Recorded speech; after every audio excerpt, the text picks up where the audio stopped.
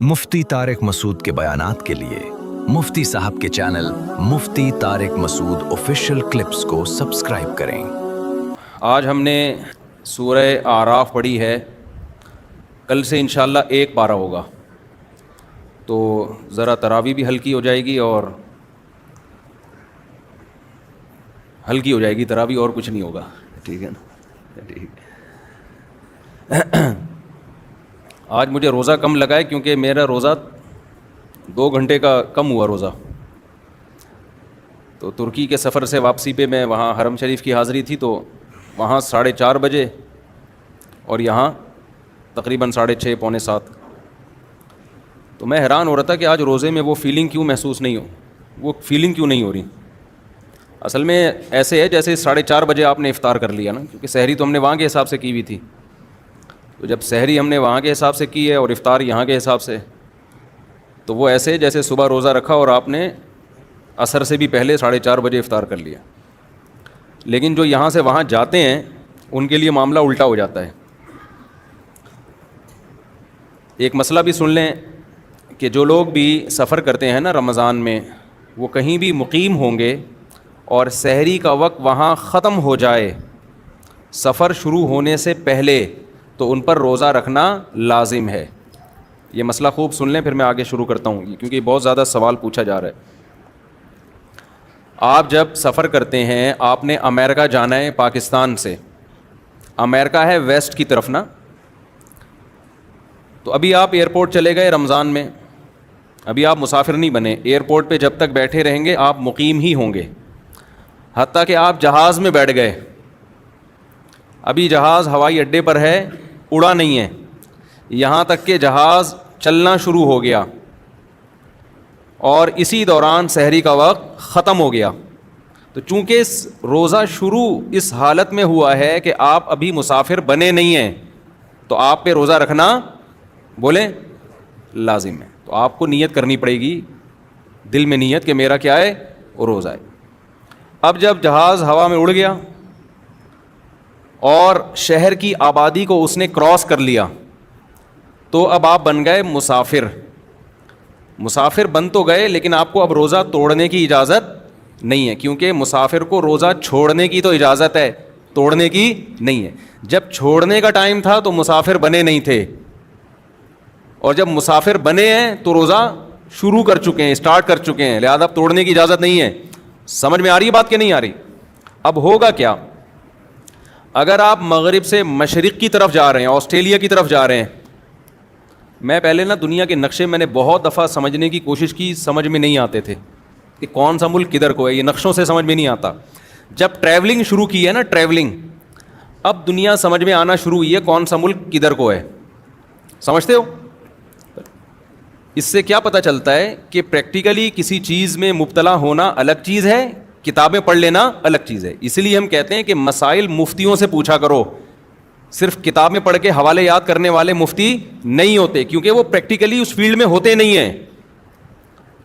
एक है ना, लोगों के मसाइल आ रहे हैं, आप फतवा लिख रहे हैं, बड़े उसकी निगरानी कर रहे हैं, चेक कर रहे हैं गलती है या नहीं है, इम्प्लीमेंट उसका सोसाइटी पे क्या होगा आगे जाके।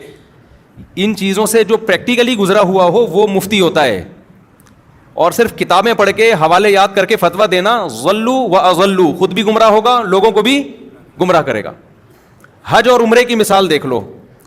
हज आप किताबों से जितना मर्जी पढ़ के चले जाओ, जब तक आपने अमली तौर पर हज नहीं किया आपको हज के मसाइल नहीं आते। मशहूर वाक़या हज़रत मुल्ला अली क़ारी रहमतुल्लाह अलैह का है। हज पे उम्रे पे उन्होंने बेहतरीन किताब लिखी, मुल्ला अली क़ारी रहमतुल्लाह अलैह, जो मिशकात की शरह जिन्होंने लिखी है, बड़े आलिम थे। जब उम्रा करने गए ना, ये हज करने गए, तो उल्टा तवाफ़ करना शुरू कर दिया। किसी ने पूछा कि तुमने मुल्ला अली क़ारी की किताब नहीं पढ़ी? हज पे आ रहे थे, कम अज़ कम मुल्ला अली क़ारी की किताब तो पढ़ के आते। उनको नहीं पता था कि ये मुल्ला अली क़ारी, यार आप लोग तो पता नहीं क्या हो गया, ऐसे लग रहा है जैसे पता नहीं कोई मैंने कर्जा लिया हुआ है आप लोगों से, कोई हाँ हूँ तो करें ना। तो वो उनसे किसी ने पूछा, अभी स्टार्ट इंजन भी तो स्टार्ट होता है ना, इतने दिनों बाद बयान शुरू कर रहा हूँ, एकदम से डायरेक्ट तफसीर नहीं आ जाएगी ना, थोड़ा सा इंजन स्टार्ट होने में मैं सोच रहा था आज बयान करूँगा कैसे, क्योंकि वो ज़लज़ले में इतने लोग, वहाँ इतने मुतासरीन, इतनी ठंड सुर्खी में, फिर वहाँ से मक्का मदीना में वो अलग माहौल है, वो دماغ کا دہی ہو گیا. تو ابھی تھوڑا انجن اسٹارٹ ہونے میں کیا لگتا ہے, ٹائم لگتا ہے اس ٹون میں آنے میں, جو رمضان میں تراویح کے بعد کے ایک الگ سے بیانات ہوتے ہیں وہ خیر میں ابھی شروع کروں گا انشاءاللہ. تو تھوڑا سا یہ سن لیں آپ لوگ جو میں آپ سے کہہ رہا ہوں, کچھ علمی باتیں ہیں. کیا کہہ رہا تھا؟ ہاں, تو ملا علی قاری رحمۃ اللہ علیہ سے وہ بندے نے کہا کہ ملا علی قاری کی کتاب پڑھ کے حج کرنے آ جاتے نا, کسی عالم کی کتاب پڑھ کے مسائل تو سیکھ لیتے. اس کو نہیں پتہ تھا یہ بیچارے خود کیا ہیں, یہ کتاب کا مصنف الٹا طواف کر رہا ہے. تو پریکٹیکلی کسی چیز میں جب آپ مبتلا ہوتے ہیں اس کا تجربہ ہوتا ہے, وہ بالکل الگ ہوتا ہے. اور کتاب پڑھ لینا بالکل, ایک کتاب بھی ضروری ہے لیکن عملی طور پر. میں ابھی عمرہ کرنے گیا, میں الحمدللہ اللہ نے بہت دفعہ عمرے کی توفیق دی ہے, مجھے یاد نہیں کتنے عمرے کیے.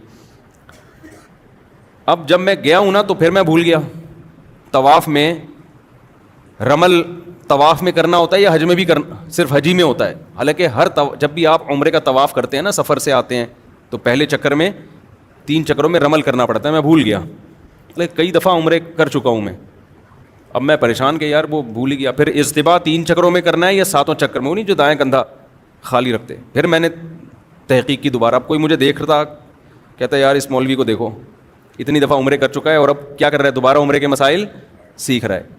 تو کئی بار ایک کام کرتے کرتے انسان اس میں ایکسپرٹ ہوتا ہے. یہ جو مفتیان کرام ہوتے ہیں نا, یہ ایسا نہیں ہوتا کہ پہلی دفعہ کوئی طلاق کا مسئلہ لکھ کے دے رہے ہوتے ہیں. ان کے پاس 20 سال 30 سال نکاح کے مسائل, وراثت کے مسائل, خرید و فروخت کے مسائل, طلاق کے مسائل, آپس کے حقوق کے مسائل, ریاستی قوانین, یہ لکھ لکھ کے ان کے بال جب سفید ہو جاتے ہیں نا, پھر ان کو بڑوں کی طرف سے ایک ڈگری ملتی ہے کہ اب آپ کیا ہیں, کہ اب آپ مفتی ہیں, اب آپ فتویٰ دے سکتے ہیں.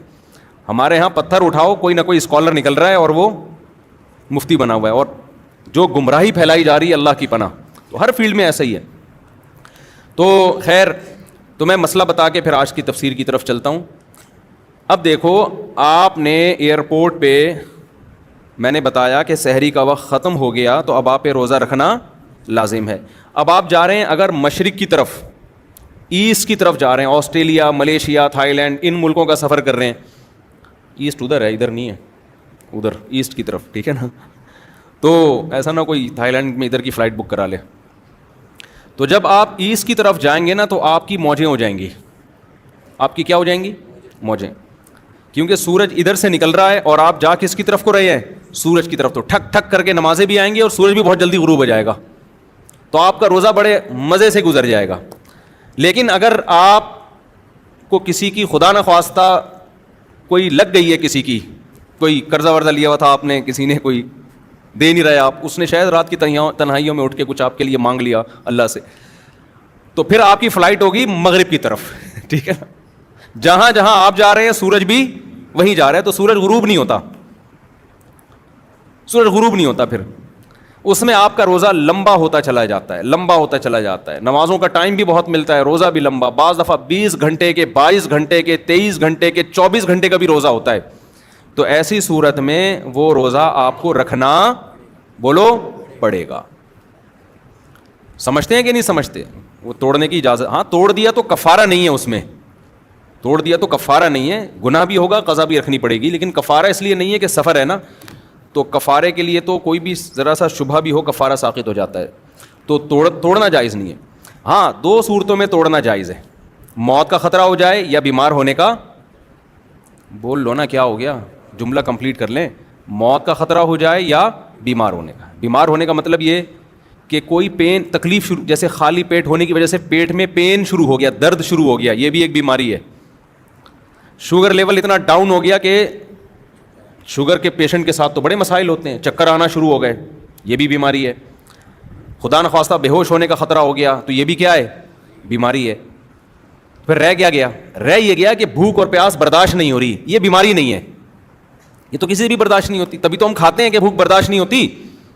تو بھوک اور پیاس جتنی بھی لگے روزے کی حالت میں, اس کو برداشت کرنا آپ پر لازم ہے. اس بھوک اور پیاس کی شدت کی وجہ سے روزہ توڑنے کی اجازت نہیں ہے.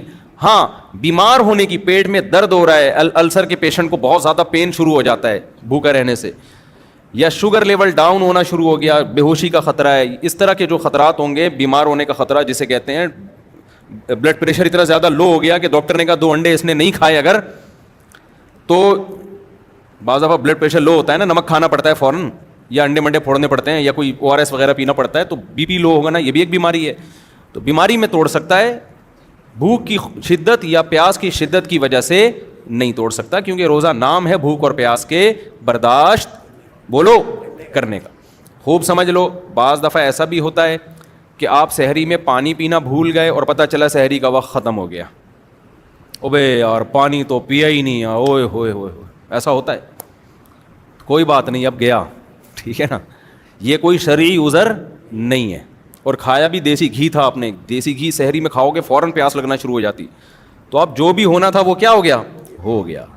اب پیاس بہت لگے گی, سارا دن کیسے گزاروں گا, اف ٹینشن میں, او بھائی اس کی بیس پہ آپ کو روزہ توڑنے کی اجازت بولو نہیں ہے. سحری میں آنکھ ہی نہیں کھلی.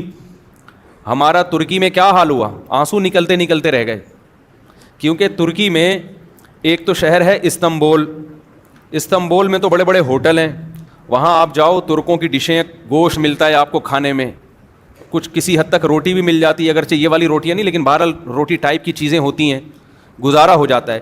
لیکن ہم ترکی میں گئے تھے شام کے بارڈر کی طرف, وہاں ان کا جو کھانا تھا وہ کھانا ہوتا تھا 2 برگر فائبر والے نہیں ہوتے, جس میں فائبر چوکر, یہ جو ہم بکریوں کو کھلاتے ہیں نا, ابے بغیر چھنا آٹا جس کو کہتے ہیں, وہ والا آٹا, اور وہ بھی گول گول پیڑے 2-3, جو بن نہیں ہوتا صبح بیکری سے جو ملتے ہیں بن, ایک تو وہ بن ہوتا ہے نا میدے کا, وہ میدے والا بن نہیں, عام بن, اور زیتون اور آملیٹ, اور اللہ آپ کا بھلا کرے اس ٹائپ کی چیزیں بس سمجھ لیں. ہمیں چاہیے کھانا بھائی, ہمارے پیٹ میں جب روٹی کا بھاری نوالا جب تک نہ گرے ہمیں تسلی نہیں ہوتی. اور پھر چاول بھی ایسے عجیب سے چاول, وہ یہ چاول ہی نہیں ہے جو خوشبودار چاول ہوتے ہیں, عجیب سے وہ, یوں سمجھ بچوں کو ہپا نہیں کھلاتی مائیں, ہپا کھا لو ہپا, وہ والے چاول. اب ہوا یہ کہ ایک دن آدمی کھائے, 2 دن کھائے, 3 دن کھائے, بھائی پیٹ میں آتے پریشان ہو گئی ہیں, اور پھر رمضان شروع ہونے والا ہے, کیسے گزارا ہوگا. اور میرے ساتھ ہے ہمارے ماشاءاللہ پٹھان سوات کے کوہاٹ کے, اس کو تو چاہیے کوئی بھاری بھرکم نوالا, ہمیں بھی ایسے ہی.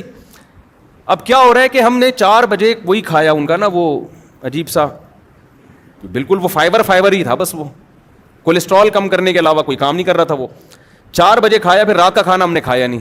ہم نے کہا صبح سحری میں ڈٹ کے کھائیں گے.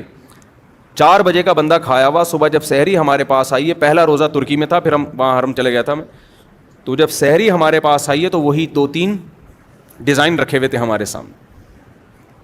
یہ زیتون ہے, یہ شہد لے لیں آپ, یہ پنیر لے لیں, بھائی کھانا دو, اللہ کے بندو کیا چاہیے, حالت خراب ہو رہی ہے یار. پھر چلنا, سردی اتنی شدید, سردی میں تو ویسے ہی بھوک لگتی ہے, اور پھر سارا دن کا روزہ رکھ کے کام کیسے ہوگا. تو میری تو حالت یہ تھی, وہ دیکھ کے نا میرے آنسو نکلتے نکلتے رہ گئے. میرا دل کیا میں پھوٹ پھوٹ کے کہیں جا کے روؤں میں. تو میرا تو پھر بھی تسلی یہ تھی کہ چلو سفر ہے, ابھی حرم شریف جا رہے ہیں, مدینہ منورہ, وہاں جدہ جانا تھا, تو وہاں جا کے کھا لیں گے. لیکن ان ساتھیوں پہ بہت ترس آیا, تو وہ میں نے پھر حرم میں 3-4 دن گزارے. وہ وہاں سے مجھے نا افطاری اور سحری کی تصویریں بنا کے بھیجتے رہے کہ مفتی صاحب افطاری میں یہ ہے, سحری میں یہ. بڑی ہمت ان ساتھیوں کی, ابھی بھی وہیں پر ہیں, اللہ تعالیٰ ان کو جزائے خیر دے. تو اس لیے ہمیں جو یہاں کھانے ملے ہوئے ہیں نا, صحت کا بے شک بیڑا غرق کریں, لیکن مزہ بہرحال مزہ آتا ہے یار. نوالا پیٹ میں گرتا ہے, میں نے کہا ہمیں تو پراٹھا چاہیے, کچھ نوالا پیٹ میں گرے, ٹھا کر کے آواز آئے. یہ جو ہم عجیب سی چیزیں کھا رہے ہیں, چوکر فائبر, منہ میں جا کے غائب ہو جاتا ہے. وہ شہد گرے گا پیٹ میں, کیا پتہ چلے گا. شہد بھی اگر ہے تو روٹی سے نا. صحت کی بات نہیں کر رہا, ہو سکتا ہے ڈاکٹر سارے وہاں پہنچ جائیں ترکی کے, یار اتنی اچھی بہترین ہمیں فیڈ مل رہی ہے وہاں پہ, اور بہترین ہمیں خوراک مل رہی ہے, لیکن وہ پیٹ میں نوالا جو ہے نا بڑا مسئلہ ہو رہا تھا, کہاں سے کہاں. تو میں اس پہ کہہ رہا تھا, اب میں وہاں جا کے یہ کہتا کہ یار چونکہ ہمارے مطلب کی سحری نہیں ہے اور رات شام 4 بجے کھانا کھایا ہوا ہے, تو ہم روزہ چھوڑ دیں. سفر کی بیس پہ چھوڑنے کی تو اجازت تھی, اس بیس پہ نہیں چھوڑ سکتے کہ ہمیں سحری کیا مل رہی ہے, ہماری مرضی کی نہیں مل رہی. تو آپ کی سحری میں آنکھ کھلے یا نہ کھلے, آپ کو روزہ رکھنا پڑے گا. اللہ نے روزے کی چھوٹ صرف 2 لوگوں کو دی ہے, ایک بیمار لوگوں کو اور ایک مسافر لوگوں کو. یہ اہم مسئلہ تھا, موضوع سے ہٹ کے تھا, لیکن بیان کرنا بہت ضروری تھا, کیونکہ میں دیکھ رہا ہوں لوگوں کو, سوسائٹی کو دیکھ رہا ہوں نا, آنکھ نہیں کھلی تو روزہ چھوڑ دو, پانی پینا بھول گئے تو روزہ چھوڑ دو. بھائی یہ گزارنا پڑے گا آپ کو, اللہ نے آپ کو اجازت نہیں دی ہے, جو مرضی ہو, فرض ہے, رکن ہے اسلام کا, ورنہ آخرت میں طبیعت سے پھینٹی لگے گی. اللہ کے دین میں یاد رکھو, لچک نہیں ہے, آسانی بہت ہے, لچک نہیں ہے. جو آسانی اللہ نے دینی تھی وہ دے دی ہے, اپنی طرف سے مزید آسانیاں آپ کو پیدا کرنے کی اجازت نہیں ہے. اکثر لوگ یہ بات کہتے ہیں اللہ غفور الرحیم ہے, اللہ معاف کر دے گا. یہ بہت خطرناک جملہ ہے. آپ خدا کی نافرمانی کر رہے ہو اور یہ کہہ رہے ہو کہ اللہ کیا ہے, غفور الرحیم ہے. یہ بہت, دیکھو اللہ جب گناہ کی بات کرتا ہے نا کہ گناہ مت کرو, تو جہنم کی وعیدیں سنا کے ڈراتا ہے. وہاں یہ نہیں کہتا کہ میں غفور الرحیم ہوں. خوب سمجھ لیں, یہ جو آج ہم نے سورہ اعراف پڑھی ہے, اس میں جو پیغمبروں کے واقعات آئے, تو کہیں بھی نہیں ہے کہ پیغمبروں نے قوم کو جا کے سمجھایا ہو کہ دیکھو تم اللہ کی نافرمانی چھوڑ دو, نہیں چھوڑتے تو کوئی بات نہیں, اللہ بہت غفور اور رحیم ہے. یہ کہیں بھی نہیں ہے. کئی واقعات پڑھے, میں انشاءاللہ بھی پڑھتا ہوں اس کو, کہیں بھی نہیں. ہر پیغمبر نے کہا انی اخاف علیکم عذاب یوم عظیم. تم نے گناہ نہیں چھوڑا, ہمیں ڈر ہے کہ بہت بڑا عذاب نہ تمہارے اوپر آ جائے. لوط علیہ السلام کی قوم کا واقعہ بھی آیا آج کہ تم ایسے جرم کرتے ہو, تم لڑکوں سے بدفعلی کرتے ہو, ہمیں ڈر ہے, مجھے ڈر ہے کہ اللہ تم پر آسمان سے کوئی عذاب نازل نہ کر دے. تو قوم نے کیا جواب میں کہا ہے؟ قوم نے جواب میں کیا کہا کہ بھئی لے آؤ اللہ کا عذاب. وہ کہہ رہے ہیں توبہ استغفار کرو, چھوڑو اس جرم کو, عذاب آئے گا. قوم جواب میں کیا کہہ رہی ہے کہ بھئی آپ بہت پاک دامن ہو, آپ علاقہ چھوڑ کے چلے جاؤ. تو جواب میں لوط علیہ السلام نے یہ نہیں کہا کہ نہیں عذاب نہیں آئے گا, اللہ کیا ہے, بہت غفور اور رحیم ہے. ہمارے ساتھ مسئلہ یہ ہے کہ جو چیز جہاں کی ہوتی ہے ہم وہاں نہیں فٹ کر رہے ہوتے اس کو. دیکھو یہ رمضان ہے نا, اس میں پکا عزم کرو. قرآن الحمد سے لے کے والناس تک ایک ہی بات کرتا ہے, اپنا عقیدہ درست کر لو اور اپنا عمل درست کر لو اور اللہ کی طرف آ جاؤ. یہ عبادتیں ہمیں کیوں دی گئی ہیں؟ روزہ ہمیں کیوں دیا گیا؟ تراویح کیوں دی گئی ہے؟ تاکہ ہمارے دل میں اللہ کی محبت پیدا ہو جائے اور ہم اللہ کی نافرمانی کو چھوڑ دیں. جتنی ڈسکشن پیغمبروں کی قوموں کے ساتھ ہوئی ہے وہ ساری آج کے حالات پہ منطبق ہوتی ہے. وہ سمجھا رہے ہیں گناہ چھوڑو, گناہ چھوڑو, گناہ چھوڑو ورنہ عذاب آئے گا, عذاب آئے گا, عذاب آئے گا. اور آج آپ دیکھو جب کسی سے بات کرو گناہ چھوڑو عذاب آئے گا, وہ کہے گا بھائی اللہ غفور رحیم ہے, اللہ معاف کرنے والا ہے, تو کون ہوتا ہے؟ فوراً جواب میں کیا کہے گا؟ تو کون ہوتا ہے بھائی بات کرنے والا؟ اللہ ہے, میں جانوں, اللہ جانے, تو کون ہوتا ہے؟ بہت خطرناک جملہ ہے, بہت ڈینجرس جملہ ہے. ڈرنا چاہیے ایسے موقع پہ. تو اللہ نے جو کہا نا کہ میں غفور الرحیم ہوں, کن لوگوں کے لیے کہا؟ وَمَن يَعْمَلْ سُوءًا أَوْ يَظْلِمْ نَفْسَهُ. قرآن کہتا ہے جو بھی گناہ کر بیٹھے گا یا اور کسی طرح سے اپنی جان پہ ظلم کر بیٹھے گا, ثُمَّ يَسْتَغْفِرِ اللَّهَ. اب اس کو خیال آ گیا کہ میں نے غلط کیا ہے. اب اس کو خیال ہو گیا, کیا ہوا؟ بولے نا میں نے غلط کیا, مجھ سے مسٹیک ہو گئی ہے بھائی, یہ تو اس کی سزا کیا ہے؟ جہنم کی آگ. یہ خیال نہیں ہے کہ کوئی بات نہیں اللہ تو غفور رحیم ہے, چلو یار چلتا ہے, ابھی تھوڑا ڈیلے کر دیتے ہیں, ابھی تو جوان ہے, جب بڑھاپے میں تو ویسے ہی سب کچھ چھوٹ جاتا ہے. جب منہ میں دانت ہی نہیں رہیں گے تو سود چھوڑ دیں گے کھانے کے لیے منہ میں دانت؟ ارے سود کھانے کے لیے بھی تو منہ میں دانت ہونے چاہیے نا, حرام کھانے کے لیے منہ میں دانت ہونے چاہیے. تو جب بوڑھے ہو جائیں گے تو منہ میں دانت رہیں گے ہی نہیں, تو توبہ کر لیں گے ہم. تو یہ نہیں ہے. قرآن کیا کہتا ہے؟ وَمَن يَعْمَلْ سُوءًا أَوْ يَظْلِمْ نَفْسَهُ. جس نے بھی اپنی جان پہ ظلم کیا, ثُمَّ يَسْتَغْفِرِ اللَّهُ. پھر اس کو خیال ہو گیا یار یہ میں غلط ٹریک پہ جا رہا ہوں. زنا کا راستہ صحیح راستہ ہے یا غلط راستہ ہے؟ بتاؤ. شراب کا راستہ صحیح راستہ ہے یا غلط راستہ ہے؟ داڑھی کٹانے کا راستہ صحیح ہے یا داڑھی رکھنے کا راستہ صحیح ہے؟ ذرا بول دیں منہ سے کائنڈلی. رکھنے کا, یہ اللہ کے نبی کا حکم ہے بھائی. ماں باپ کی نافرمانی, ان کے سامنے بد کلامی کا راستہ صحیح ہے یا ماں باپ کے سامنے سر جھکانا, ان کے سامنے اف نہ کرنا, یہ راستہ صحیح ہے؟ ان کی فرمانبرداری والا راستہ صحیح.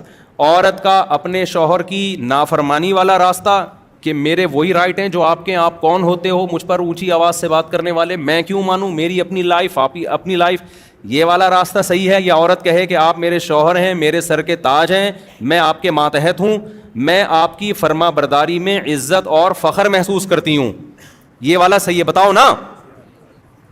خواتین جو بیان سن رہی ہیں کائنڈلی وہ بھی بولیں منہ سے. یورپ جو ہمیں راستہ سکھا رہا ہے, جو لبرل لوگ ہمیں راستہ سکھا رہے ہیں, وہ مرد اور عورت کی مساوات کا, بغاوت کا راستہ. ابھی میں سعودی عرب میں تھا, ایک صاحب نے مجھے واقعہ سنایا کہ میری بیگم نے مجھے کہا کہ مجھے جاب کرنی ہے. میں نے کہا تمہیں ضرورت کیا ہے بھائی جاب کرنے کی, سارے خرچے میں اٹھا رہا ہوں, کوئی کمی ہو تو بتاؤ. اس نے کہا نہیں میری پرسنل لائف, انگلش تو اب سب کو آ گئی ہے, میری پرسنل لائف ہے, آپ کون ہوتے ہیں مجھے روکنے والے؟ کہہ رہے ہم نے کہا بھائی میں نہیں, آپ کو کہیں جانا ہے تو بتائیے. کیا ضرورت, کس چیز کی ضرورت ہے؟ نہیں جی بس مجھے یہی ہے کہ میں نے جاب کرنی ہے, میں اس گھٹن کے ماحول میں نہیں رہ سکتی. گھر کے ماحول کو کیا کہا جانے لگا ہے؟ گھٹن کا ماحول. گھٹن گھر میں نہیں ہوتی, جیل میں ہوتی ہے. گھر جیل نہیں ہے. دیکھو قرآن میں اللہ نے عورت جو پاک دامن عورتیں ہیں ان کے لیے محصنات کا لفظ استعمال کیا, مقیدات کا لفظ استعمال نہیں کیا. بہت اہم پوائنٹ کی بات ہے نوٹ کرنے کی. یہ آج پہلا بیان ہے نا, اس کو تمہیز سمجھیں آپ آگے کے بیانات کی. پہلے ہی سمجھ میں نہیں آئے گا تو آگے کچھ نہیں سمجھ میں نہیں آئے گا. پہلا سمجھ میں آئے گا تو آپ کو پتا ہے کہ میں نے کس ٹریک پہ چلنا ہے, آگے قرآن سے میں نے کیا سیکھنا ہے. اللہ میاں نے عورت کے لیے قرآن میں جو پاک دامن عورتیں ہیں محصنات, محصنات شادی شدہ عورتوں کے لیے بھی محصنات, یہ لفظ نکلا ہے حصن سے. حصن کہتے ہیں قلعے کو. حصن کسے کہتے ہیں؟ قلعے کو. قلعہ کسے کہتے ہیں؟ اب یہی نہیں پتا ہوگا. قلعہ کہتے ہیں جہاں فوجیوں کی چھاونی ہو دشمن کے اٹیک سے بچنے کے لیے, اسے کہا جاتا ہے نا. اس میں آرمی باؤنڈ ہوتی ہے, فوج بند ہوتی ہے اس کے اندر, تاکہ باہر سے کوئی دشمن حملہ کرے تو ہم اس حملے کو روک سکیں. قلعے کی دیواریں اتنی موٹی ہوتی تھیں کہ وہ باہر سے توپ سے بھی حفاظت, تیر اور تلواروں سے بھی حفاظت, اور اس میں ضرورات زندگی کا سارا سامان قلعے کے اندر موجود ہوتا ہے. اس میں وہ باؤنڈ ہوتے ہیں, بند ہوتے ہیں. ایک ہوتا ہے جیل, جیل کے اندر بھی لوگ بند ہوتے ہیں. کیا خیال ہے بھائی؟ جیل کے اندر بھی بند ہوتے ہیں اور قلعے کے اندر بھی بند ہوتے ہیں. کھانا جیل کے اندر بھی ملتا ہے, قلعے کے اندر بھی ملتا ہے. تیر جیل کے اندر بھی نہیں جاتے اور قلعوں کے اندر بھی نہیں جاتے. لیکن آپ کو اگر آپشن دیا جائے جیل میں رہنا پسند کریں گے یا قلعے میں, تو کہاں جاؤ گے آپ؟ قلعے میں. کیوں؟ آپ کو پتا ہے جیل وہ چیز ہے جس میں بطور سزا کے بند کیا جاتا ہے. جو تیر پھینک رہا تھا نا اس کو پکڑ کے لا کے اندر کر دیا جاتا ہے اپنی حفاظت کے لیے. اور جو قلعے میں ہوتا ہے وہ سیو ہوتا ہے. تو حصن, ہا صاد اور نون, حلوے والی ہا صاد, وہ یہ والا صاد, اور کیا ہے آخر میں؟ نون. تو محصن, محصن اسے کہا جاتا ہے جو قلعے میں سیو ہو, محفوظ ہو. قلعے میں لوگ محفوظ ہوتے ہیں, قید نہیں ہوتے. کیونکہ قلعہ تو ہم خود بناتے ہیں, تو کوئی انسان پاگل ہے اپنے آپ کو قید کرنے کے لیے قلعہ بنائے گا؟ جیل دوسروں کے لیے بنائے جاتے ہیں, اپنے لیے نہیں بنائے جاتے. قلعے اپنے لیے بنائے جاتے ہیں, دشمنوں کے لیے نہیں بنائے جاتے. تو اللہ نے وہ عورت جو پاک دامن ہے, شادی شدہ ہے, اس کے لیے محصنات کا لفظ استعمال کیا. محصنات کا مطلب جو قلعے میں محفوظ ہوتی ہے, شوہر کی حفاظت اور گھر کی چار دیواری کی حفاظت. اس حفاظت کو آج مغربی دنیا نے جیل خانے سے تعبیر کر دیا. کس سے تعبیر کر دی؟ یہ قید ہے. گھر میں کیا یہ عورت قید ہے, شوہر کی پابند ہے تو گویا قید ہے, غلام ہے. یہ قید نہیں ہے, یہ کیا ہے؟ بول تو لو کیا ہو گیا بھائی؟ محفوظ ہے. گھر قید خانہ نہیں ہے, عورت کے لیے حفاظت خانہ ہے. اپنے گھر میں کون قید ہوتا ہے؟ پاگل ہے کیا؟ ابے بھائی جب انسان سفر سے آتا ہے, آپ بولو گے پہلا بیان ہی ابے تبے سے شروع کر دیا, تو مجھے ایک بات بتاؤ نا, جب ہم سفر سے آتے ہیں گھر کی طرف بھاگتے ہیں نا, اگر وہ قید خانہ ہوتا تو سفر سے تو انسان کو تھکاوٹ ہوتی ہے, وہ گھر کیوں بھاگتا ہے؟ ہونا ہی چاہیے پارک میں جائے وہ. اب میں آیا جناب اتنے دن کے بعد, تو مجھے چاہیے فوراً میں الادین پارک ہے, کون سا ہے وہ, میں اترتے ہی جا ایئرپورٹ پہ میں فوراً کہاں جا رہا ہوں؟ الادین پارک میں, بی اما پارک میں جا رہا ہوں. یہاں بی اما پارک بھی ایک, یا اور کسی پارک میں جا رہا ہوں. تو لوگ کہیں گے مولوی صاحب ہو کیا گیا؟ میں کہوں گا گھر چار دیواری قید, یہ پارک کھلا ڈلا, کھلا آسمان, کوے, جو مرضی کرو. تو وہ کہیں گے بھائی آپ کا گھر میں آپ جو مرضی کرو یار, یہاں مولوی صاحب ایسے لیٹو گے کوئی تصویر بنا کے ڈال دے, یہاں قمیض اتار کے نہیں بیٹھ سکتے آپ. گھر جتنا محفوظ ہے مرد کے لیے بھی اور عورت کے لیے بھی, اتنی کوئی جگہ محفوظ نہیں ہے. تو اسلام نے عورت کو جو گھر کی چار دیواری میں بند کیا ہے, تو یہ بند کرنا اس کو قید میں ڈالنے کے لیے نہیں, بلکہ اس کو حفاظت خانہ دینے کے لیے, تاکہ وہ کیا ہو جائے؟ محفوظ. اور شوہر کی اطاعت اور فرما برداری پہ اس لیے لگا دیا کہ مرد طاقتور ہے, جب عورت میاں کی فرما برداری کرے گی تو میاں پھر اس کے لیے جان دینے کے لیے بھی تیار ہوگا, اس کی حفاظت کرے گا, وہ پھر اس کی تمام ضرورتیں پوری کرے گا, اس کی اولاد کی کفالت کرے گا, اس کی عزت بھی محفوظ, اس کو وراثت بھی ملے گی مرنے کے بعد. اور پھر زندگی بھر کے لیے اس کا خیال کرے گا, جیسے کہ کرتے ہیں, میجورٹی کرتی ہے چند ایک بے وقوفوں کو چھوڑ کے. تو میں جلدی سے بات کو کمپلیٹ کرتا ہوں. جو رمضان میں ہم نے سیکھنا ہے میں وہ باتیں بتا رہا ہوں, میرے پورے بیان اسی پر ہوں گے, پھر نہیں بولنا مولوی صاحب کو ہو کیا گیا ہے. اگر میں آپ کی مرضی کی باتیں کرنے کے لیے آیا ہوں تو پھر بھائی جو پھر مجھے لکھ کے دے دو, میں پڑھ کے سنا دوں گا. اور اگر میں وہ باتیں کروانا چاہ رہا ہوں جو قرآن کروا رہا ہے, اور انشاءاللہ یہ ساری باتیں قرآن میں آئیں گی, میری اپنی طرف سے کوئی بات نہیں ہے. تو یہاں جو خواتین تراویح پڑھنے آ رہی ہیں, یہاں جو آدمی پڑھنے کے لیے آ رہے ہیں, وہ سب یہ دماغ میں رکھیں کہ یہ میں اپنا کوئی فرقہ نہیں لانچ کیا, میں اپنی کوئی بات نہیں کروں گا, یہ ساری باتیں کس کی ہوں گی؟ قرآن کی. تو اللہ نے عورت کے لیے محصنات کا لفظ استعمال کیا. یہ محصنات کا لفظ محفوظ عورتیں, یہ کون ہوتی ہیں؟ جن کے میاں ہوتے ہیں وہ میاں کی اطاعت کرتی ہیں اور میاں کی مرضی کے بغیر گھر کی چار دیواری سے باہر بولو نہیں نکلتی. تو وہ میں بتا رہا تھا, انہوں نے کہا میری بیگم نے کہا جاب کرنی ہے, ایکچولی جاب یہ وہ میں قید نہیں دے سکتی. انہوں نے کہا پھر مجبور ہو گئے. پھر جاب کے بعد کیا ہوتا ہے, پھر وہ گھر ٹوٹتے ہیں. پھر جب شوہر دیکھتے ہیں میری کوئی بات ہی نہیں مان رہی تو پھر وہ خرچہ کرنا شروع. تم جاب کر رہی ہو تم خود کھاؤ. کہتی ہیں ٹھیک ہے میں انڈیپینڈنٹ, مجھے اتنی تنخواہ مل رہی ہے, مجھے کیا ضرورت ہے. پھر جب کیا ہوا تو پھر بچے باپ سے محروم ہو جاتے ہیں, بچے ڈیوائڈ ہو جاتے ہیں. بالآخر پھر وہی نتیجہ نکلتا ہے. جوانی میں ایسی خواتین لائف کو انجوائے کرتی ہیں, اور جہاں جوانی ڈھلکنا شروع ہوئی انجوائمنٹ گئی. اب تو خود ہی بھیج دیا کرو نا جہاں بھیجتا ہوں میں, وہ ساری انجوائمنٹ کہاں گئی؟ تیل لینے. وہ سب مزے کیا ہو گئے؟ کرکرے. اور مرد کے دل میں بھی پھر اس عورت کی محبت ختم ہو گئی تھی. جب میرے ساتھ وفا نہیں کر رہی ہے تو ٹائم پاس کرو. وہ بھی ٹیشو پیپر کی طرح. مرد کے بڑے مزے ہو جاتے ہیں میں بتا دوں. خواتین سمجھتی ہیں میاں کو چھوڑ کے جائیں گی تو میاں ٹینشن میں آئے گا. وہ غیرت مند لوگ تھوڑے دن کے لیے ٹینشن میں آتے ہیں, پھر وہ بھی بے غیرت بن جاتے ہیں. وہ کہتے ہیں یار جب سوسائٹی یہی چل رہی ہے پھر انجوائے کرو نا, پھر ٹینشن لینے کی ضرورت کیا ہے. تو مرد کی انجوائمنٹ تو بہت زیادہ بڑھ جائے گی. وہ تو کوئی باؤنڈ ہی نہیں ہوگا نا, حقوق کا پابند ہی نہیں ہوگا, وہ تو لائف کو انجوائے کرے گا. تو پھر نتیجہ کیا نکلے گا کہ بڑھاپے میں مزے کون اڑائے گا؟ کتوں کے مزے ہوں گے بڑھاپے میں. حقیقت بتا رہا ہوں آپ کو. بڑھاپے میں آپ کیونکہ بچے بھی پھر نہیں ہوتے طلاقوں کے بعد, بچے ایک آدھ ہوئے وہ بڑے ہو گئے, وہ بھی مارکیٹ سے شارٹ, وہ اپنا انجوائے کر رہے ہیں.